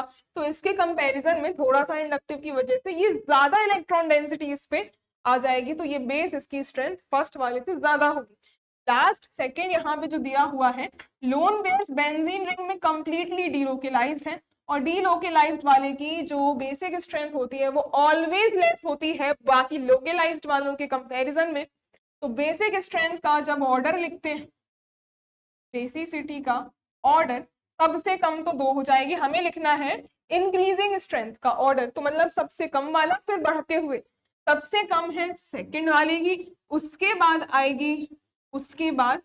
आएगी फर्स्ट वाले की और हाईएस्ट है थर्ड वाले की, ये ट्रेंड होगा। तो 2 1 3 इंक्रीजिंग ऑर्डर का ट्रेंड हो जाएगा, डी ऑप्शन करेक्ट। अगला देखिए, एजर्शन और रीजनिंग का क्वेश्चन है, यूपीपीएससी, हाँ सॉरी यूपीपीसीएस प्री का ही है। इसमें एजर्शन और रीजनिंग दोनों दी हुई है नेफ्थलीन के बारे में। नेफ्थलीन का पहले तो स्ट्रक्चर देख लीजिए, नेफ्थलीन का स्ट्रक्चर देख लीजिए, 2 बेंजीन रिंग होती हैं इसमें, ये रही 2 benzene ring. Naphthalene is more reactive than benzene, benzene को भी बना लेंगे बिल्कुल, और सही बात है जब इसमें 2 बेंजीन रिंग है तो बिल्कुल इसकी रिएक्टिविटी ज्यादा ही होती है। ये जो रिएक्टिविटी वाला पार्ट है, रिएक्टिविटी बिल्कुल नेफ्थलीन की ज्यादा ही होती है एज कंपेयर टू बेंजीन, क्योंकि ज्यादा रिएक्टिव साइट्स हैं तो ऑब्वियस सी बात है नेफ्थलीन ज्यादा रिएक्टिव होगी। और नेफ्थलीन कंटेन 2 सेपरेट बेंजीन, दो सेपरेट बेंजीन रिंग है और यही तो रीजन हुआ ना इसका, एक बेंजीन रिंग और यहाँ पे दो बेंजीन, रिएक्टिविटी ऑलमोस्ट आपकी डबल ही आ जाती है। रीजन भी सही है, ये भी सही है, ये भी सही है, दोनों ही करेक्ट ऑप्शंस आएंगे। तो A and R both are true and is the correct explanation of A. बिल्कुल सही बात है, दो बेंजीन रिंग है, रिएक्टिविटी इसी वजह से ही डबल आती है। और रेजोनेंस एनर्जी की बात करें तो रेजोनेंस एनर्जी भी नेफ्थलीन की ज्यादा होती है एज कंपेयर टू बेंजीन। अब देखिए नेक्स्ट है auto catalyst formed in the reaction, और रिएक्शन हो रही है एसिडिफाइड पोटेशियम परमैंगनेट की oxalic acid at high temperature. Auto catalyst का मतलब क्या होता है, कोई रिएक्शन आपने करवाई और बीच में आपका प्रोडक्ट ऐसा जनरेट हुआ जो कि एक कैटलिस्ट की तरह काम करेगा, और उस रिएक्शन में जैसे जैसे वो प्रोडक्ट बनता जाएगा रिएक्शन का रेट फास्ट होता चला जाएगा, क्योंकि वो जो एक प्रोडक्ट बना है वो एक कैटलिस्ट की तरह फंक्शन करता है। उस प्रोडक्ट के जनरेशन से आपकी रिएक्शन का रेट बढ़ता चला जाएगा। इसके बाद देखिए रिएक्शन कैसे हो रही होगी, एसिडिफाइड पोटेशियम परमैंगनेट KMnO4, और एसिडिफाइड ले रहे हो तो H2SO4 लेना होगा साथ में, एसिडिफाइड पोटेशियम परमैंगनेट, इसके साथ ऑक्सैलिक एसिड, ऑक्सैलिक एसिड होता है COOH, COOH, ये दो मॉलिक्यूल्स, तो इसका लिखोगे फॉर्मूला H2C2O4, ये ऑक्सैलिक एसिड हो गया। इसकी रिएक्शन हाई टेम्परेचर पे हो रही है तो आपको हीट करवाना है, हीट करवाते हैं तो बनता क्या है प्रोडक्ट में, मैंगनीज जो +7 ऑक्सीडेशन स्टेट में है ये अपनी +2 ऑक्सीडेशन स्टेट में रिड्यूस हो जाता है, और +2 ऑक्सीडेशन स्टेट में ये रिड्यूस होके बनाएगा क्या, ये +2 ऑक्सीडेशन स्टेट में ऑप्शंस में आप जब देखते हो ये सल्फेट आयन जो है ये आपका मैंगनीज से रिप्लेस कर देगा, तो ये मैंगनीज सल्फेट बन जाएगा MnSO4, और साथ में K2SO4 भी जनरेट होता है। इसके अलावा ये जो आपके पास ऑक्सैलिक एसिड है इससे CO2 जनरेट होता है और वाटर मॉलिक्यूल्स भी निकलते हैं। बैलेंस आप कर सकते हो रिएक्शन, लेकिन हमें उसकी नीड नहीं है। और ये ऑटो कैटलिस्ट की बात करें तो ये Mn+2 जो जनरेट होता है this is auto catalyst, this is auto catalyst, ये एक ऑटो कैटलिस्ट की तरह बिहेवियर रखेगा। इसमें से ऑप्शंस में पूछा हुआ था, ये रहा MnSO4, यही इसका राइट आंसर हो जाएगा। अगला देखिए, इसके बाद आपके पास ये कुछ कंपाउंड गिवन है, यूपीपीसीएस प्री का ही पेपर है, उसका ही क्वेश्चन है। इन कंपाउंड में आपको एसिडिक स्ट्रेंथ बतानी है, हाइड्रोजन और मोस्ट एसिडिक हाइड्रोजन एटम भी खुद से आइडेंटिफाई करो और एसिडिक स्ट्रेंथ बताओ इन सारे कंपाउंड्स की। इनमें अगर देखो तो फर्स्ट वाला जो कंपाउंड है, इस तरीके के सिस्टम्स को क्या कहा जाता है, ये एक्टिव मिथिलीन कंपाउंड कहलाते हैं। क्या कहलाते हैं, दीज आर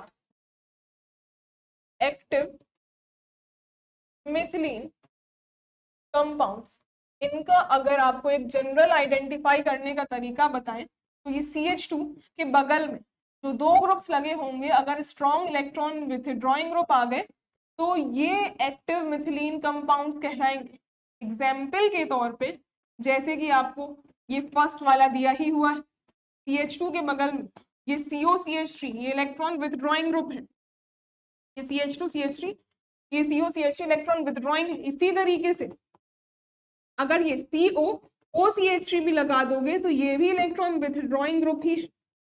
इसके साथ साथ अगर CH2 के बगल में कोई भी लगा सकते हो, सीधा सीधा NO2 भी लगा दोगे ना, इलेक्ट्रॉन विथड्रॉइंग ग्रुप, ये भी आपका, बल्कि इनफैक्ट ये सबसे ज्यादा स्ट्रॉन्ग एसिड होगा क्योंकि ये NO2 सबसे ज्यादा एसिडिक स्ट्रेंथ रखेंगे।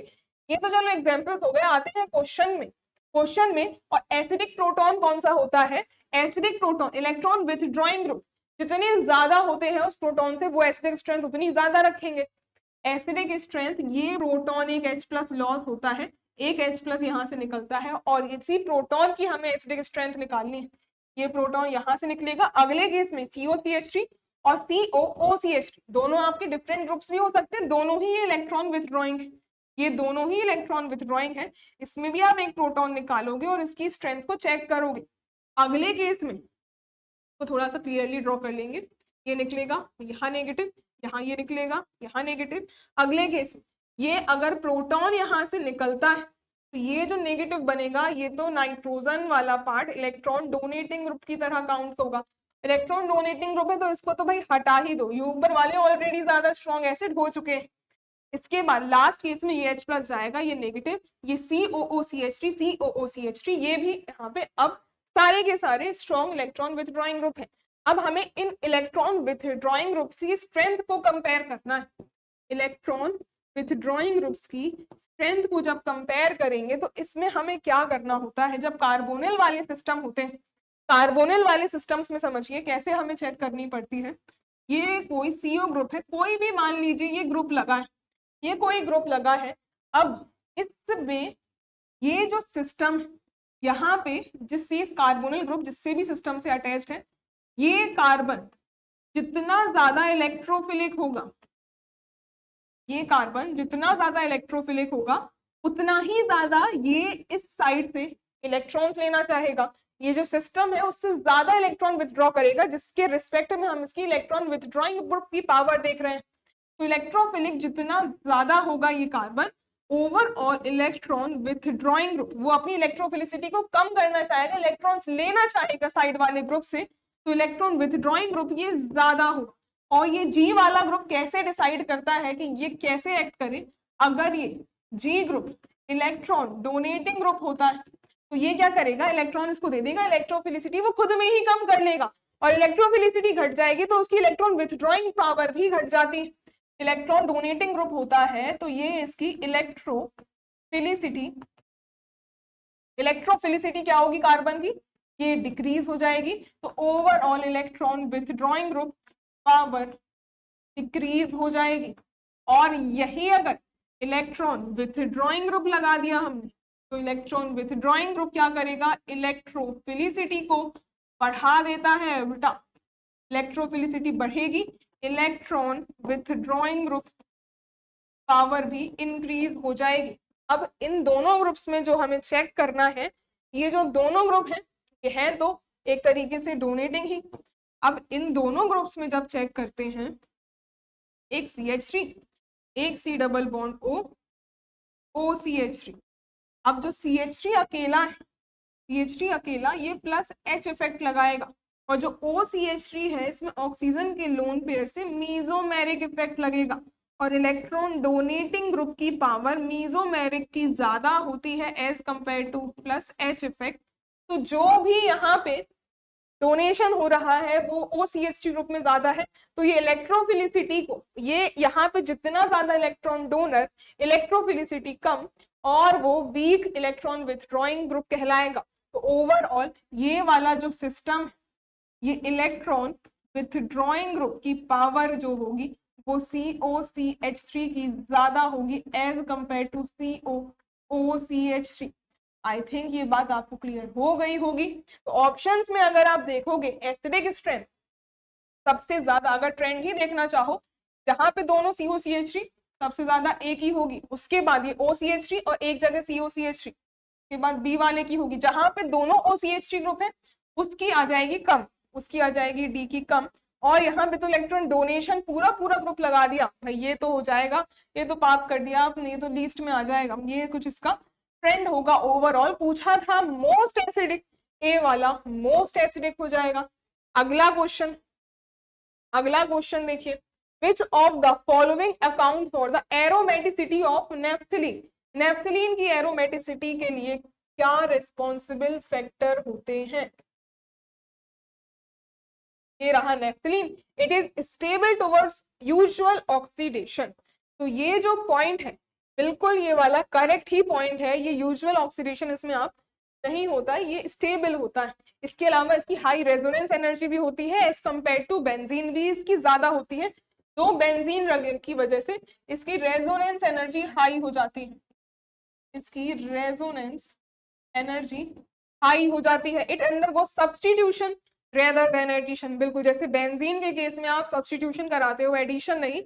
सिमिलरली यहाँ पे आपका केस बिल्कुल बेंजीन की तरह ही फॉलो होता है, बिल्कुल बेंजीन की तरह ही फॉलो होता है। तो all of these statements are correct. UKPSC lecturer mains का 2020 का क्वेश्चन है ये, तो सारे क्वेश्चंस के लेवल हर एक स्टेट के हैं, तो आपको ऑल ओवर ये क्वेश्चन एज इट इज भी पेपर में देखने के लिए मिल सकते हैं, और मिलेंगे ही आपको, बहुत से पेपर में देखने के लिए मिल सकते क्या है, बिल्कुल मिलेंगे आपको देखने के लिए। नेक्स्ट है मोस्ट इलेक्ट्रोपॉजिटिव हैलोजन इनमें से कौन सा होगा।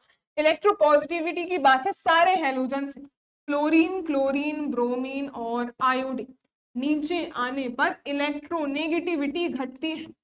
इलेक्ट्रोनेगेटिविटी ये तो हमें पता ही है, ये घटती है, तो इलेक्ट्रोपॉजिटिविटी उसका उल्टा हो जाएगा, इलेक्ट्रोपॉजिटिविटी इंक्रीज हो जाएगी। तो ऑर्डर इलेक्ट्रोपॉजिटिविटी का था तो बढ़ रही है।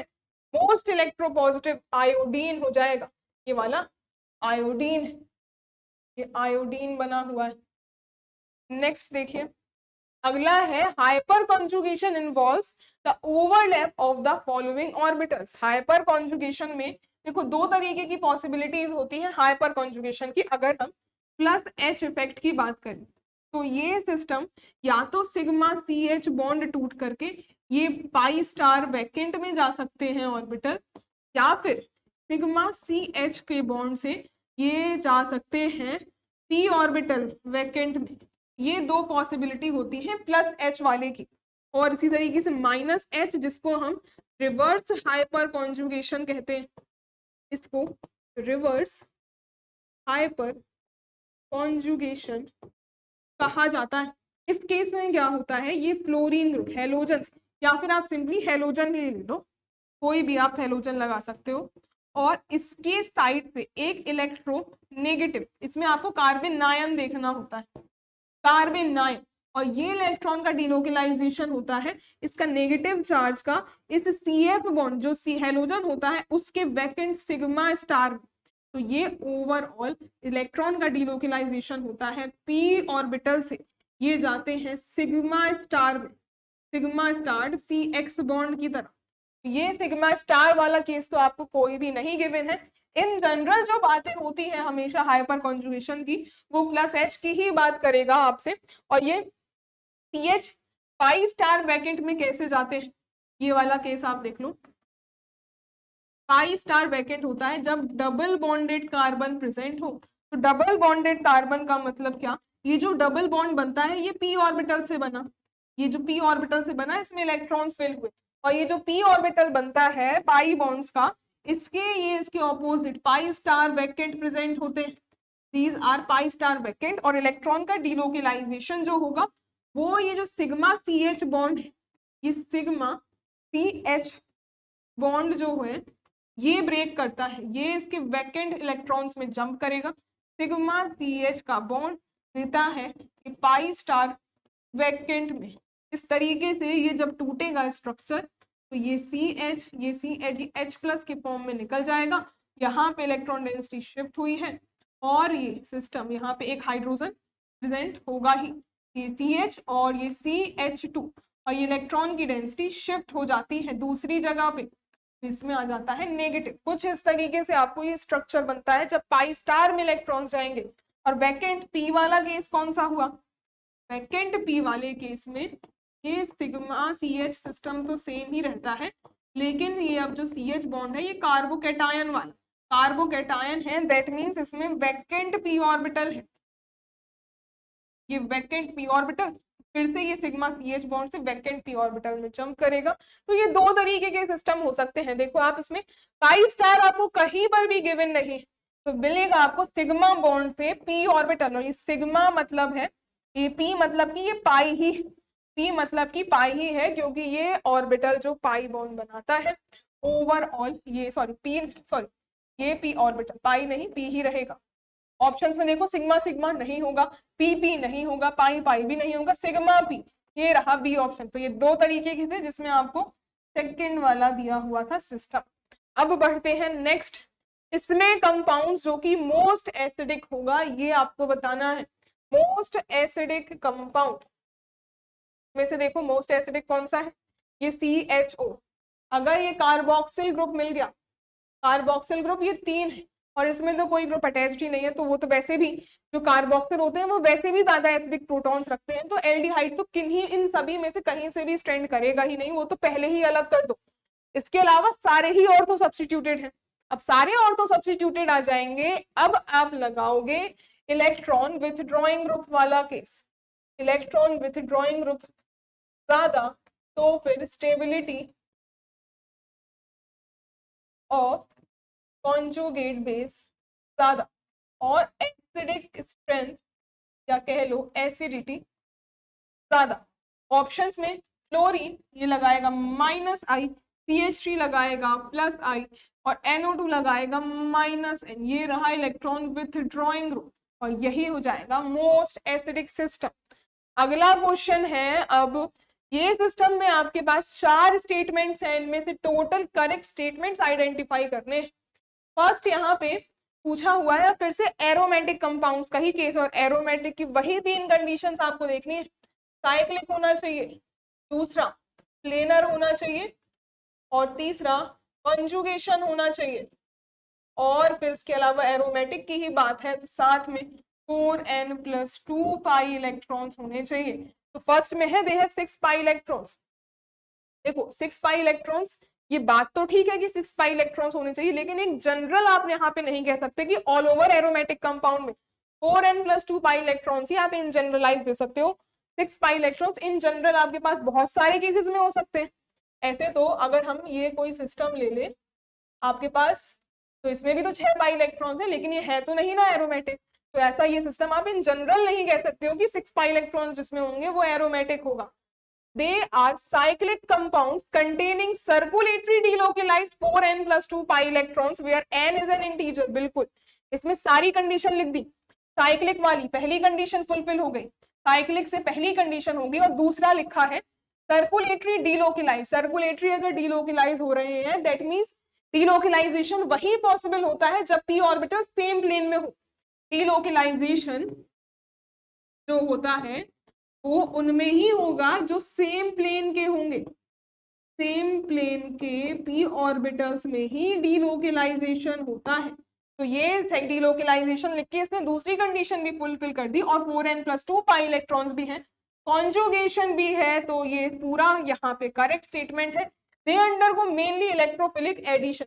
इलेक्ट्रोफिलिक तो होता है लेकिन आपके पास जो एरोमेटिक होंगे उसमें एडिशन नहीं सब्स्टिट्यूशन होते हैं, उनमें सब्स्टिट्यूशन देखने को मिलते हैं, तो ये थर्ड नहीं होगा। They contain high resonance energy, बिल्कुल हाई रेजोनेंस एनर्जी आएगी। 2 and 4 are the correct statements, ये रहा डी ऑप्शन करेक्ट। अगला देखिए यूपीपीसीएस 2007 का क्वेश्चन है, इसमें साइक्लोपेंटाडाइईन की एसिडिक नेचर की बात करी हुई है।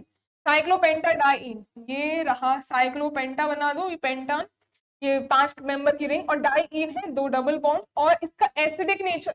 एसिडिक नेचर अब प्रोटॉन निकल कहां से सकता है, ये जो प्रोटॉन ये निकलेगा और इसी प्रोटॉन की वजह से ये एसिडिक स्ट्रेंथ आएगी, ये बन जाएगा कॉन्जुगेट बेस और ये बहुत ज्यादा स्टेबल होता है। क्यों? क्योंकि बिल्कुल साफ साफ नजर आ रहा है साइक्लिक है प्लेनर, साइक्लिक है प्लेनर है। प्लेनर क्यों है? सारे सेंटर्स sp2 है, ये नेगेटिव चार्ज डीलोकलाइज्ड है, ये सेंटर भी sp2 ही है। साइक्लिक हो गया, प्लेनर हो गया, कॉन्जुगेशन भी हो गया और कॉन्जुगेशन के साथ साथ जो 4n+2 वाला रूल है 6 पाई इलेक्ट्रॉन्स भी होते हैं। सिस्टम एरोमेटिक है, एरोमेटिक होने की वजह से ये एसिडिक नेचर रखता है। ऑप्शंस में हाइपर कंजुगेशन कोई रीजन नहीं है। एरोमेटिसिटी ऑफ द एनायन, जो एनायन है यस इसी की aromaticity is the reason for the acidic nature of cyclopentadiene. Electromeric effect भी नहीं, इलेक्ट्रोमेरिक इफेक्ट नहीं होगा, कंफर्मेशनल एनालिसिस भी नहीं होगा। अगला देखिए, इसमें आपके पास 3 नाइट्रोजन कंटेनिंग कंपाउंड है और 1 2 3 में से बेसिसिटी का डिक्रीजिंग ऑर्डर निकालना है। बेसिसिटी का डिक्रीजिंग ऑर्डर, अब देखिए लाइन से R, ये CN और R, फिर लगा है NH2, फिर R CH double bond NR। अब बेसिक स्ट्रेंथ ये नाइट्रोजन में लोन पेयर, इस नाइट्रोजन में लोन पेयर और इस नाइट्रोजन में भी लोन पेयर। अब ये जो नाइट्रोजन है ये लोन पेयर तो सभी के लोकलाइज्ड है, लोकलाइजेशन से तो आंसर नहीं आएगा। ये नाइट्रोजन sp3 है, ये वाला नाइट्रोजन sp2 है और ये नाइट्रोजन sp हाइब्रिडाइज्ड है। अब परसेंटेज एस कैरेक्टर की बात करते हैं। Percentage s character is directly proportional to electronegativity. इसके हिसाब से sp इलेक्ट्रोनेगेटिविटी की बात करें तो sp सबसे ज्यादा इलेक्ट्रोनेगेटिव, उसके बाद sp2 और उसके बाद sp3 की इलेक्ट्रोनेगेटिव स्ट्रेंथ। और जिस भी सिस्टम की इलेक्ट्रोनेगेटिविटी अगर ज्यादा होती है तो वो इलेक्ट्रॉन डोनेट करने की टेंडेंसी नहीं रखेंगे, दैट मीन्स वो बेस खराब होंगे। तो ये इनवर्सली प्रोपोर्शनल होती है बेसिक स्ट्रेंथ के। तो इलेक्ट्रोनेगेटिविटी और ये डायरेक्टली प्रोपोर्शनल है परसेंटेज एस के। तो ओवरऑल जहां परसेंटेज एस ज्यादा होगा वहां बेसिक स्ट्रेंथ कम होगी। पूछा था ऑर्डर आपको बताना है इन सभी में से। sp sp2 और sp3 वाले सिस्टम्स में देखो ये है 50% एस कैरेक्टर, sp3 मतलब कि ये हो जाएगा 25% एस, sp2 यानी कि 33.3% एस कैरेक्टर। जितना ज्यादा परसेंटेज एस कैरेक्टर है उतनी कम बेसिक स्ट्रेंथ होगी, या फिर उल्टा जितना कम परसेंटेज है हाईएस्ट बेस होगा, क्योंकि इलेक्ट्रोनेगेटिविटी इसकी नाइट्रोजन की सबसे कम होगी। अब बेसिक स्ट्रेंथ के हिसाब से ये वाला फर्स्ट है, ये सेकंड और ये थर्ड कंपाउंड है। तो सेकंड वाला टॉप पे आएगा, फिर आ जाएगा थर्ड वाला और फिर आ जाएगा फर्स्ट वाला, फिर आ जाएगा फर्स्ट। तो 2 3 1 इसका करेक्ट आंसर होगा। 2 3 1 सेकंड की। इसमें पूछा क्या था आपसे, बेसिक डिक्रीजिंग ट्रेंड बताना है ना, तो डिक्रीजिंग ट्रेंड यही होगा। सबसे ज्यादा किसकी है, सेकंड की निकल के आएगी, सबसे ज्यादा सेकंड की हो जाएगी और फिर थर्ड की और फिर फर्स्ट की। इसके बाद नेक्स्ट में भी आपको डिक्रीजिंग ऑर्डर ऑफ बेसिसिटी ही पूछा है। बेसिसिटी का अब यहाँ पे अमीन्स है वो भी मिथाइल सब्स्टिट्यूट, अमीन्स और मिथाइल सब्स्टिट्यूटेड। तो ये एक्सपेरिमेंटल डेटा है, एक्सपेरिमेंटल डेटा, यहाँ पे आपका कोई जनरल ट्रेंड काम नहीं आएगा। अगर ये आर, ये मान लीजिए आर ग्रुप, आर मिथाइल, या फिर सीधा सीधा लिखो इसमें से, ये हम देख रहे हैं मिथाइल अमीन्स के लिए, मिथाइल वाला है NH। तो अगर आर ग्रुप मिथाइल है यानी कि CH3 ग्रुप है, उस केस में 2 डिग्री अमीन सबसे ज्यादा बेसिक, फिर उसके बाद मिथाइल वाले केस में 1 डिग्री, फिर उसके बाद 3 डिग्री, फिर आते हैं 0 डिग्री। और अगर यही आर ग्रुप इथाइल होगा उस केस में 2 डिग्री, फिर 3 डिग्री, फिर 1 डिग्री, फिर 0 डिग्री। ये बेसिक स्ट्रेंथ का ऑर्डर, ये बेसिसिटी का ऑर्डर। ऑप्शंस में देखो ये CMe3 तो ये काउंट आप करोगे नहीं, ये लास्ट में आएंगे। ये डायरेक्टली अटैच जो मिथाइल ग्रुप्स हैं ये सबसे पहले होंगे। मिथाइल है तो ये 2 डिग्री वाला सबसे ज्यादा होगा, 2 डिग्री वाला सबसे ज्यादा, फिर उसके बाद ये Me3 वाला आ जाएगा, क्योंकि इसमें ये जो दो CMe3 के बाद ये जो डायरेक्टली आपके पास कार्बन में जो नाइट्रोजन ग्रुप अटैच, ये CMe3 ग्रुप है। CMe3 ग्रुप जो है उसका जो डोनेशन है वो बहुत कम होता है डायरेक्टली अटैच्ड मिथाइल से। तो सबसे ज्यादा सेकंड वाली, फिर फर्स्ट वाली, और इन दोनों में से जब सेम है तो जितना ज्यादा यहाँ ग्रुप अटैच्ड होंगे दैट मीन्स फोर्थ, फिर आ जाएंगे। अच्छा ये फिफ्थ वाला भी तो है, ये फिफ्थ वाला, ये 0 डिग्री वाला सिस्टम, तो 0 डिग्री भी आएगा। 0 डिग्री 1 के बाद आएगा 5, उसके बाद ये वाले ग्रुप्स जो CMe3 ग्रुप्स है ना, ये टर्शियरी ब्यूटाइल ग्रुप्स है। और टर्शियरी ब्यूटाइल ग्रुप्स के केस में क्या होता है, ये ऐसे तो अच्छे बेस होते हैं लेकिन स्टीरिक हिंड्रेंस हो जाने की वजह से ये थोड़ा सा कम बेसिसिटी दिखाते हैं as compare to directly attached methyl. In fact इसकी तो ये नॉर्मल 0 डिग्री वाले से भी कम हो जाती है। ऑप्शंस में देखोगे एलिमिनेट ही हो जाएंगे, सबसे ज्यादा 2 3 1 है तो ये सारे ही कट गए। ये 2 1 और हमने 5 लिख ही लिया था, और इन दोनों में से जितने ज्यादा यहाँ पे ये देखो टर्शियरी ब्यूटाइल ग्रुप हिंड्रेंस ज्यादा क्रिएट कर रहा है, इसकी वजह से हिंड्रेंस ज्यादा आ रही है, तो ये लीस्ट में आ गया फोर्थ वाला। और फिर इसी तरीके से थर्ड वाला ये बीच में लाई करेगा, यही इसका सी ऑप्शन ट्रेंड दिया हुआ है। ये पूरा एक्सपेरिमेंटल डेटा के बेसिस पे आता है, क्योंकि ये जो बेसिसिटी है ये काफी फैक्टर्स पे डिपेंड करती है। इसकी पूरी थ्योरी एक्सप्लेन करने में आपको बहुत समय जाएगा, इसलिए आप यहाँ पे डायरेक्ट इसका यही पूछा जाता है, इससे आपको एक्सप्लेनेशन कभी नहीं पूछेगा, सीधा यही ट्रेंड पूछेगा। इथाइल ग्रुप्स होते हैं इसकी जगह तो फिर ट्रेंड अपोजिट हो जाता है। अगला यहाँ पे अब इनमें से मैक्सिमम आयोनिक कैरेक्टर किस में देखने के लिए मिलता है, मैक्सिमम आयोनिक कैरेक्टर। अब ये देखो NaCl, और इनको सीक्वेंस में लिखते हैं LiCl, और फिर है NaCl, फिर आएगा KCl, फिर आएगा CSCl। पजांस रूल हमने अभी स्टार्टिंग में ही डिस्कस किया था। पजांस रूल जब नीचे आ रहे हो ग्रुप्स में तो साइज ऑफ कैटायन इंक्रीज हो रहा है, इसके हिसाब से जो कोवेलेंट कैरेक्टर है वो नीचे आते आते डिक्रीज हो रहा है, क्योंकि साइज ऑफ कैटायन जितना छोटा होगा, कैटायन जितना छोटा होगा कोवेलेंट कैरेक्टर उतना ज्यादा होगा। नीचे आने पे साइज ऑफ कैटायन बढ़ रहा है तो कोवेलेंट कैरेक्टर घट जाएगा। पूछा है आयोनिक कैरेक्टर, देखो कोवेलेंट कैरेक्टर जो है ये इनवर्सली प्रोपोर्शनल होता है आयोनिक कैरेक्टर के, ये इनवर्सली प्रोपोर्शनल है आयोनिक कैरेक्टर के। तो आयोनिक कैरेक्टर इसका जस्ट रिवर्स हो जाएगा। नीचे आने पे अगर कोवेलेंट कैरेक्टर इंक्रीज कर रहा है दैट मीन्स आयोनिक कैरेक्टर नीचे आने पे बढ़ रहा होगा, आयोनिक कैरेक्टर नीचे आने पे इंक्रीज कर रहा होगा। ट्रेंड हमें आयोनिक का पूछा है, नीचे आने पे बढ़ जाएगा, तो CSCl मोस्ट आयोनिक होगा और मैक्सिमम वाला ही पूछा है। ये रहा डी ऑप्शन। अब इसके बाद अगला क्वेश्चन देखिए। इस क्वेश्चन में आपसे पूछा है कि हाइपर कॉन्जुगेशन का फिनोमिना किसमें पॉसिबल है, किसमें हाइपर कॉन्जुगेशन का फिनोमिना पॉसिबल है। देखो -H की बात रही तो वो उस केस में आपके पास नेगेटिव कार्बन आयन होना चाहिए, उसके साथ हेलोजन्स होने चाहिए। यहाँ जो हेलोजन वाला पार्ट है उसमें कोई कार्बन आयन अटैच नहीं है, तो ये -H के कोई केसेस नहीं है, सारे +H वाले केसेस है। और +H वाले केसेस के लिए हमें क्या देखना होगा, पहला केस था सिग्मा CH से या तो पाई स्टार वैकेंट में जाए, या फिर दूसरी पॉसिबिलिटी सिग्मा CH से P में जाए, और ये दोनों के दोनों वैकेंट होने चाहिए। ये डबल बॉन्डेड सिस्टम से अटैच था। अब देखो डबल ये वाला जो सिस्टम था ये एल्कीन से था, ये वाले में एल्कीन होनी चाहिए थी, ये वाले में एल्कीन होनी चाहिए थी। ये हमने अभी ही देखा है, ये हमने अभी ही देखा है। आप फिर से दोबारा ही देख सकते हैं, दोबारा भी देख सकते हैं, ये हमने देखे अभी पूरा कंप्लीट डिस्कस किया था।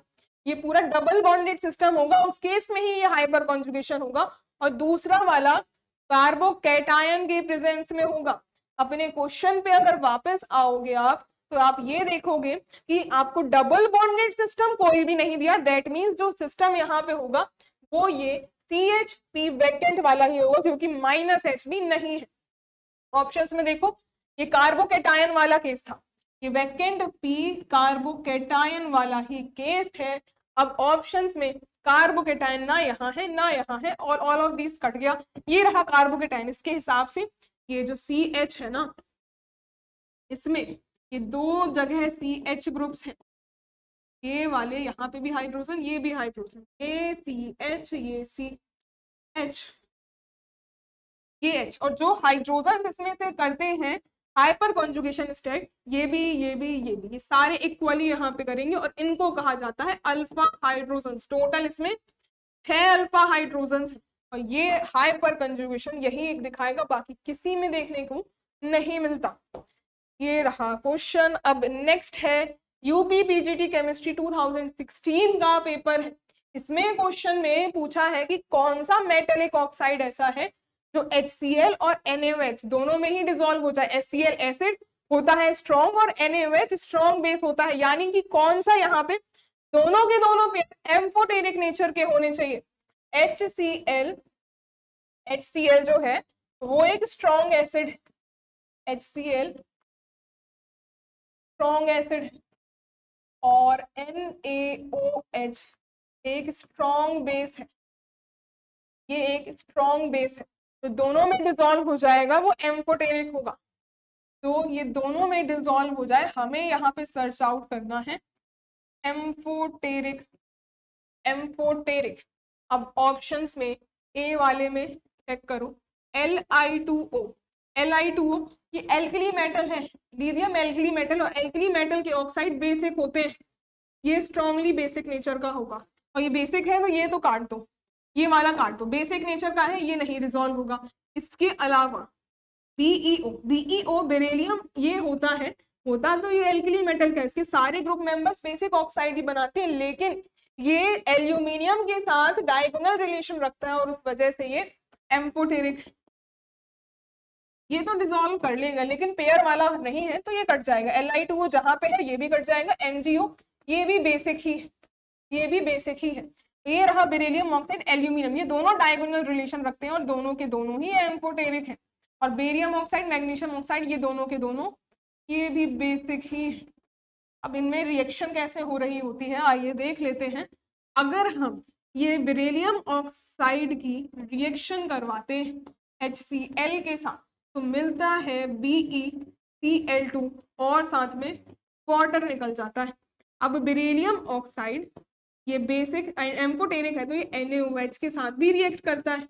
NaOH के साथ रिएक्शन करके ये कॉम्प्लेक्स जनरेट करेगा और वो होता है Na2BeO2। ये कॉम्प्लेक्स इसका साथ में जनरेट होगा। तो बेरिलियम ऑक्साइड दोनों के साथ इसी तरीके से Al2O3 की भी देख लो। Al2O3 अगर HCl के साथ रिएक्शन करता है तो AlCl3 इसका हैलाइड बनेगा और वाटर मॉलिक्यूल निकलेगा।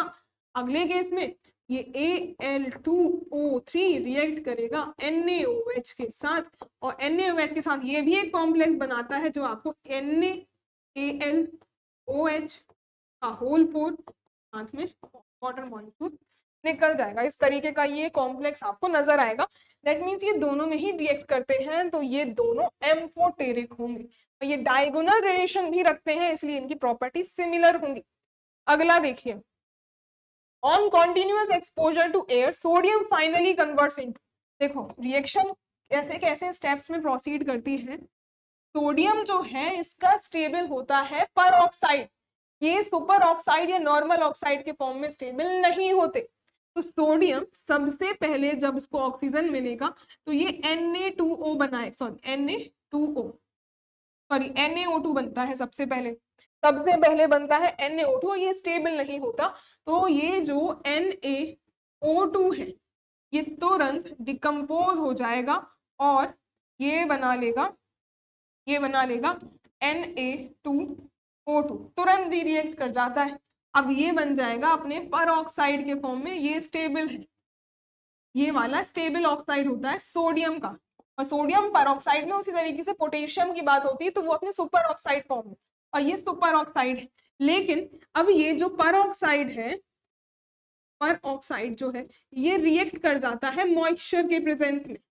It reacts with moisture, air के प्रेजेंस में, एयर तो हर जगह अवेलेबल होगी ही, और ये Na2O2 एयर के साथ रिएक्ट, मतलब मॉइस्चर मिला, वाटर मॉलिक्यूल मिला और वाटर मॉलिक्यूल से रिएक्ट करके ये भाई साहब NaOH में कन्वर्ट हो जाएंगे और NaOH में कन्वर्ट हो गया।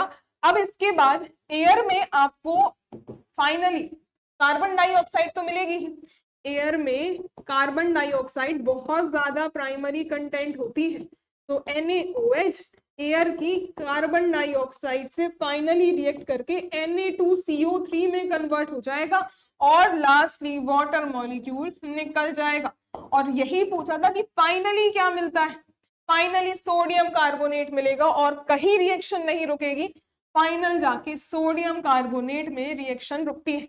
ये Na2O2 बनते हैं बीच में, लेकिन यहाँ पे ये रुकती नहीं है रिएक्शन, बिकॉज सोडियम बहुत ज्यादा रिएक्टिव होता है। इसी वजह से केमिकल जब लैब आपने यहाँ पे आपने एक्सपेरिमेंट्स में करी होंगी तो आप देखा होगा लैब में इसको केरोसिन ऑयल में डिप करके रखा जाता है। एयर में ये इतना ज्यादा डिजास्ट्रस होता है, रखते ही इसमें आग लग जाती है इसमें बहुत ज्यादा, इसलिए इसको संभाल के रखना पड़ता है। अब देखिए अगला क्वेश्चन है, यहाँ ये 4 कंपाउंड्स गिवन है, ऑर्डर ऑफ एसिडिटी बतानी हो। ये फिनोलिक सिस्टम्स हैं सारे, फिनोलिक सिस्टम है, HHH सबका हटा दो, कंजुगेट बेस बना लो, कंजुगेट बेस सभी में बना लिया। इसके बाद ये जो बेस है, स्टेबिलिटी ऑफ कंजुगेट बेस देखनी होती है, स्टेबिलिटी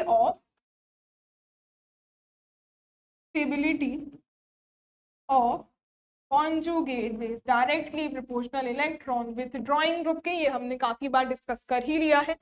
अब ये जो CH3 है ये प्लस H लगाएगा, NO2, देखो NO2 मेटा पोजीशन पे हो और मेटा पोजीशन में कभी भी मीजोमेरिक वर्क नहीं करता, मेटा पे ऑलवेज इंडक्टिव ही लगाना है और इंडक्टिव लगेगा इलेक्ट्रोनेगेटिविटी के बेसिस पे। इलेक्ट्रोनेगेटिविटी नाइट्रोजन की वजह से अब ये -I इफेक्ट लगाएगा क्योंकि ये मेटा पे है, मेटा पे कभी भी गलती से मीजोमेरिक मत लगा देना। ये NO2 है पैरा पे तो ये लगाएगा -M इफेक्ट, तो जितना ज्यादा इलेक्ट्रॉन विथड्रॉइंग ग्रुप होगा उसकी स्ट्रेंथ ज्यादा होगी, उसकी स्टेबिलिटी ज्यादा होगी कॉन्जुगेट बेस की। तो ओवरऑल यहां से कंपाउंड की order of acidity, order of acidity क्या निकल के आएगी, ये 4 की सबसे ज्यादा, फिर ये -I वाले की, फिर ये -I वाले की। ये जो डोनेशन कर रहा है ये तो लीस्ट होगा, यहाँ पे कोई डोनेशन नहीं है, तो ये फर्स्ट न्यूट्रल वाला, फिर आ जाएगा सेकंड वाला 4 3 1 2, ये ऑर्डर होगा 4 3 1 2, ये रहा डी ऑप्शन करेक्ट। ये यूपी बीजीटी 2021 का ही क्वेश्चन है।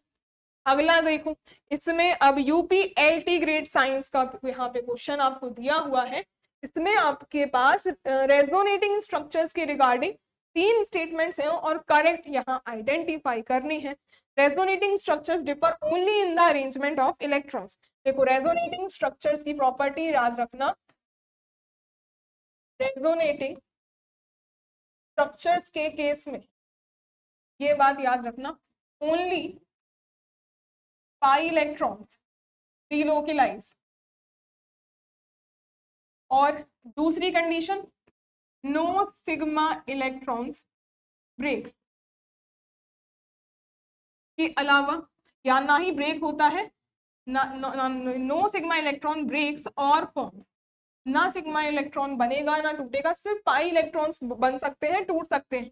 इसके अलावा नो एटम डिसलोकेट, कोई एटम नहीं टूटेगा, उसकी पोजीशन में चेंज नहीं आएगा।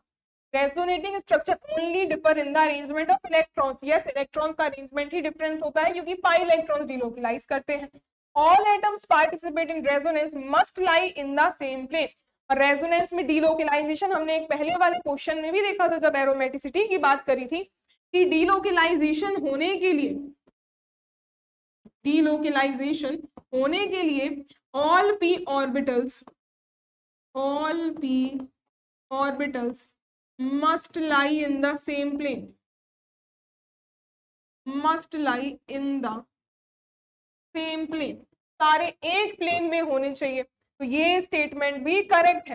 Resonance hybrid is less stable than the conjugating structure contributing structures. तो ये हमने जब रेजोनेंस हाइब्रिड वाला भी केस देखा था उसमें आप थ्योरी देख सकते हैं, उसमें आप थ्योरी दोबारा भी देख सकते हैं। अभी ही हमने डिस्कस किया था कि जो रेजोनेंस हाइब्रिड होता है वो ज्यादा ही स्टेबल होता है as compared to the contributing structures, as compared to the contributing structures. ये हमने थर्ड क्वेश्चन ही डिस्कस किया था।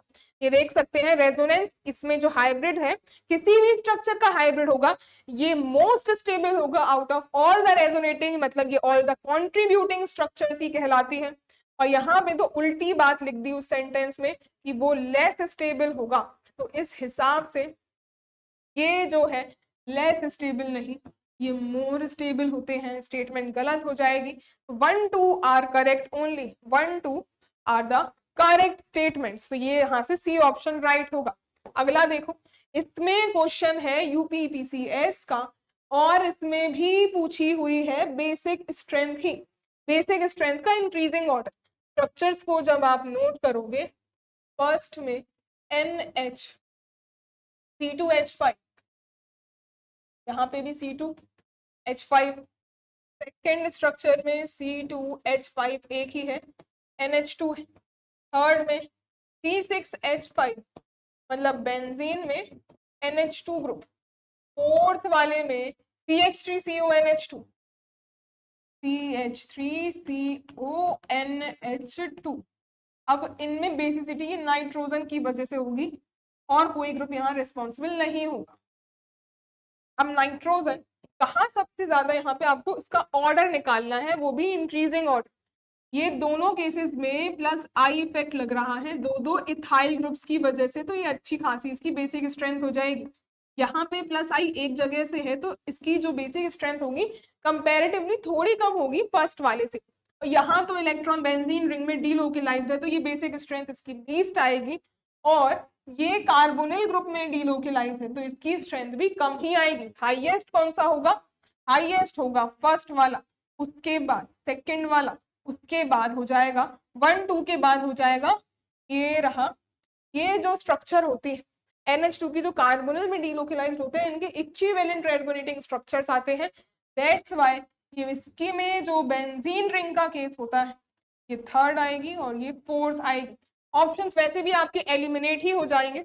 एलिमिनेशन के बाद आपका ये ऑप्शन 1 2 3 4 करेक्ट ट्रेंड होगा।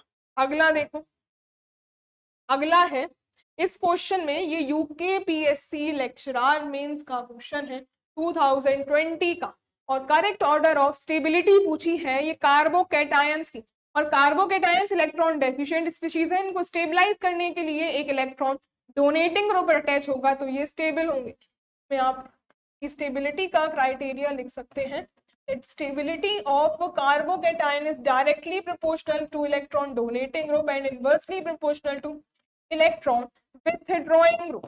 इलेक्ट्रॉन विथड्रॉइंग ग्रुप इसके साथ साथ देखोगे तो ये कार्बन और इसमें जो CH3 है, CH3 तो डोनेशन देगा प्लस I से, और साथ में साथ प्लस I से भी, और कार्बोकैटायन है प्लस H भी लगेगा। CCl3 क्लोरीन की वजह से माइनस I और CH3 की वजह से माइनस I। फ्लोरीन ज्यादा इलेक्ट्रोनेगेटिव है, ज्यादा विथड्रॉ करेगा। स्टेबिलिटी का order CH3 electron donating group का ऑर्डर देखेंगे तो मिलेगा क्या कि ये CH3 वाला ज्यादा डोनेट करेगा, फिर CCl3 वाला तो डोनेट करेगा नहीं, विथड्रॉ करेगा, लेकिन कंपैरेटिवली CF3 ज्यादा विथड्रॉ कर लेगा। तो ये ऑर्डर हो जाएगा और यही ट्रेंड आएगा स्टेबिलिटी का भी। तो CH3 की सबसे ज्यादा, फिर CCl3 और CF3 लीस्ट आएगी। अगला देखिए क्वेश्चन, ये क्वेश्चन में molecule which shows both intra and intermolecular hydrogen bonding. तो इंटरमॉलिक्यूलर, ये देखिए जो लीनियर स्ट्रक्चर्स हैं इसमें तो ये पूरा का पूरा लीनियर एक सैचुरेटेड हाइड्रोकार्बन है, इसमें तो ना इंटर होगी ना इंट्रा होगी। ये OH ग्रुप जो है, ये वाला ग्रुप वाटर अगर प्रेजेंट होगा तो ये इंटर तो शो कर सकता है, इंट्रा नहीं करेगा, मतलब विद इन द मॉलिक्यूल नहीं। और इस मॉलिक्यूल में भी कोई OH ग्रुप नहीं है तो इसमें भी नहीं शो होगी। लास्टली ये NO2 ग्रुप, इसको अगर आप देखो ओपन करके, ये OH और साथ में ये जो N डबल बॉन्ड O और ये ऑक्सीजन, इन दोनों की वजह से यहाँ पे एक तो इंटरमॉलिक्यूल सॉरी ये इंट्रामॉलिक्यूलर हो जाएगी, और इंट्रामॉलिक्यूलर के साथ साथ इंटर वाली कहाँ लगेगी, ये जो ऑक्सीजन है ये वाटर मॉलिक्यूल के साथ, वाटर के H+ के साथ ये रिएक्ट कर रहा होगा। इस तरीके से सिमिलरली ये ऑक्सीजन भी वाटर के H के साथ रिएक्ट कर रहा होगा, और ये दूसरी वाली है इंटरमॉलिक्यूलर, मतलब दूसरे मॉलिक्यूल्स के साथ। तो ये फर्स्ट वाला इसका करेक्ट होगा। अगला क्वेश्चन है, और ये आज के सेशन का लास्ट क्वेश्चन है। अब इसमें कोलॉइडल सॉल्यूशंस के रिगार्डिंग गोल्ड नंबर की वैल्यू दे रखी है, और आपको पूछा हुआ है प्रोटेक्टिंग पावर्स ऑफ कोलॉइड्स। तो जो भी गोल्ड नंबर की वैल्यू होगी, प्रोटेक्टिंग पावर उसके इनवर्सली प्रोपोर्शनल होगी। Protecting power is inversely proportional to gold number. ये गोल्ड नंबर के इनवर्सली प्रोपोर्शनल निकल के आएगी। अब ए के लिए जो गोल्ड नंबर है, ए के लिए जो गोल्ड नंबर है, ए के लिए ये वैल्यू 0.1 है, बी के लिए वैल्यू 2.5 है, सी के लिए यही वैल्यू 20 दी हुई है। जितना कम गोल्ड नंबर, प्रोटेक्टिंग पावर उतनी ज्यादा होगी, इनवर्सली प्रोपोर्शनल है। प्रोटेक्टिंग पावर ऑर्डर क्या आएगा, सबसे कम ए की है तो प्रोटेक्टिंग पावर इसकी हाईएस्ट होगी, फिर बी वाले की, फिर सी वाले की। ABC इसका ट्रेंड आएगा। ये रहा बी ऑप्शन इसका करेक्ट। UPVGT 2016 का ही पेपर था। इस पेपर में हमने काफी सारे अलग अलग कंसेप्ट GOC के, एरोमेटिसिटी के और उसके एप्लीकेशन वाले एसिडिटी बेसिसिटी वाले पार्ट से भी डिस्कस कर लिए हैं। इसके आपको बचे हुए और इसी के क्वेश्चंस की प्रैक्टिस और GOC के सेशंस भी आएंगे, और अलग पूरे केमिस्ट्री के टॉपिक्स को भी आपको देखने के लिए मिलेंगे। जब तक के लिए आप इस क्वेश्चन को रिवाइज करिए। मिलते हैं नेक्स्ट लेक्चर में। Thank you so much.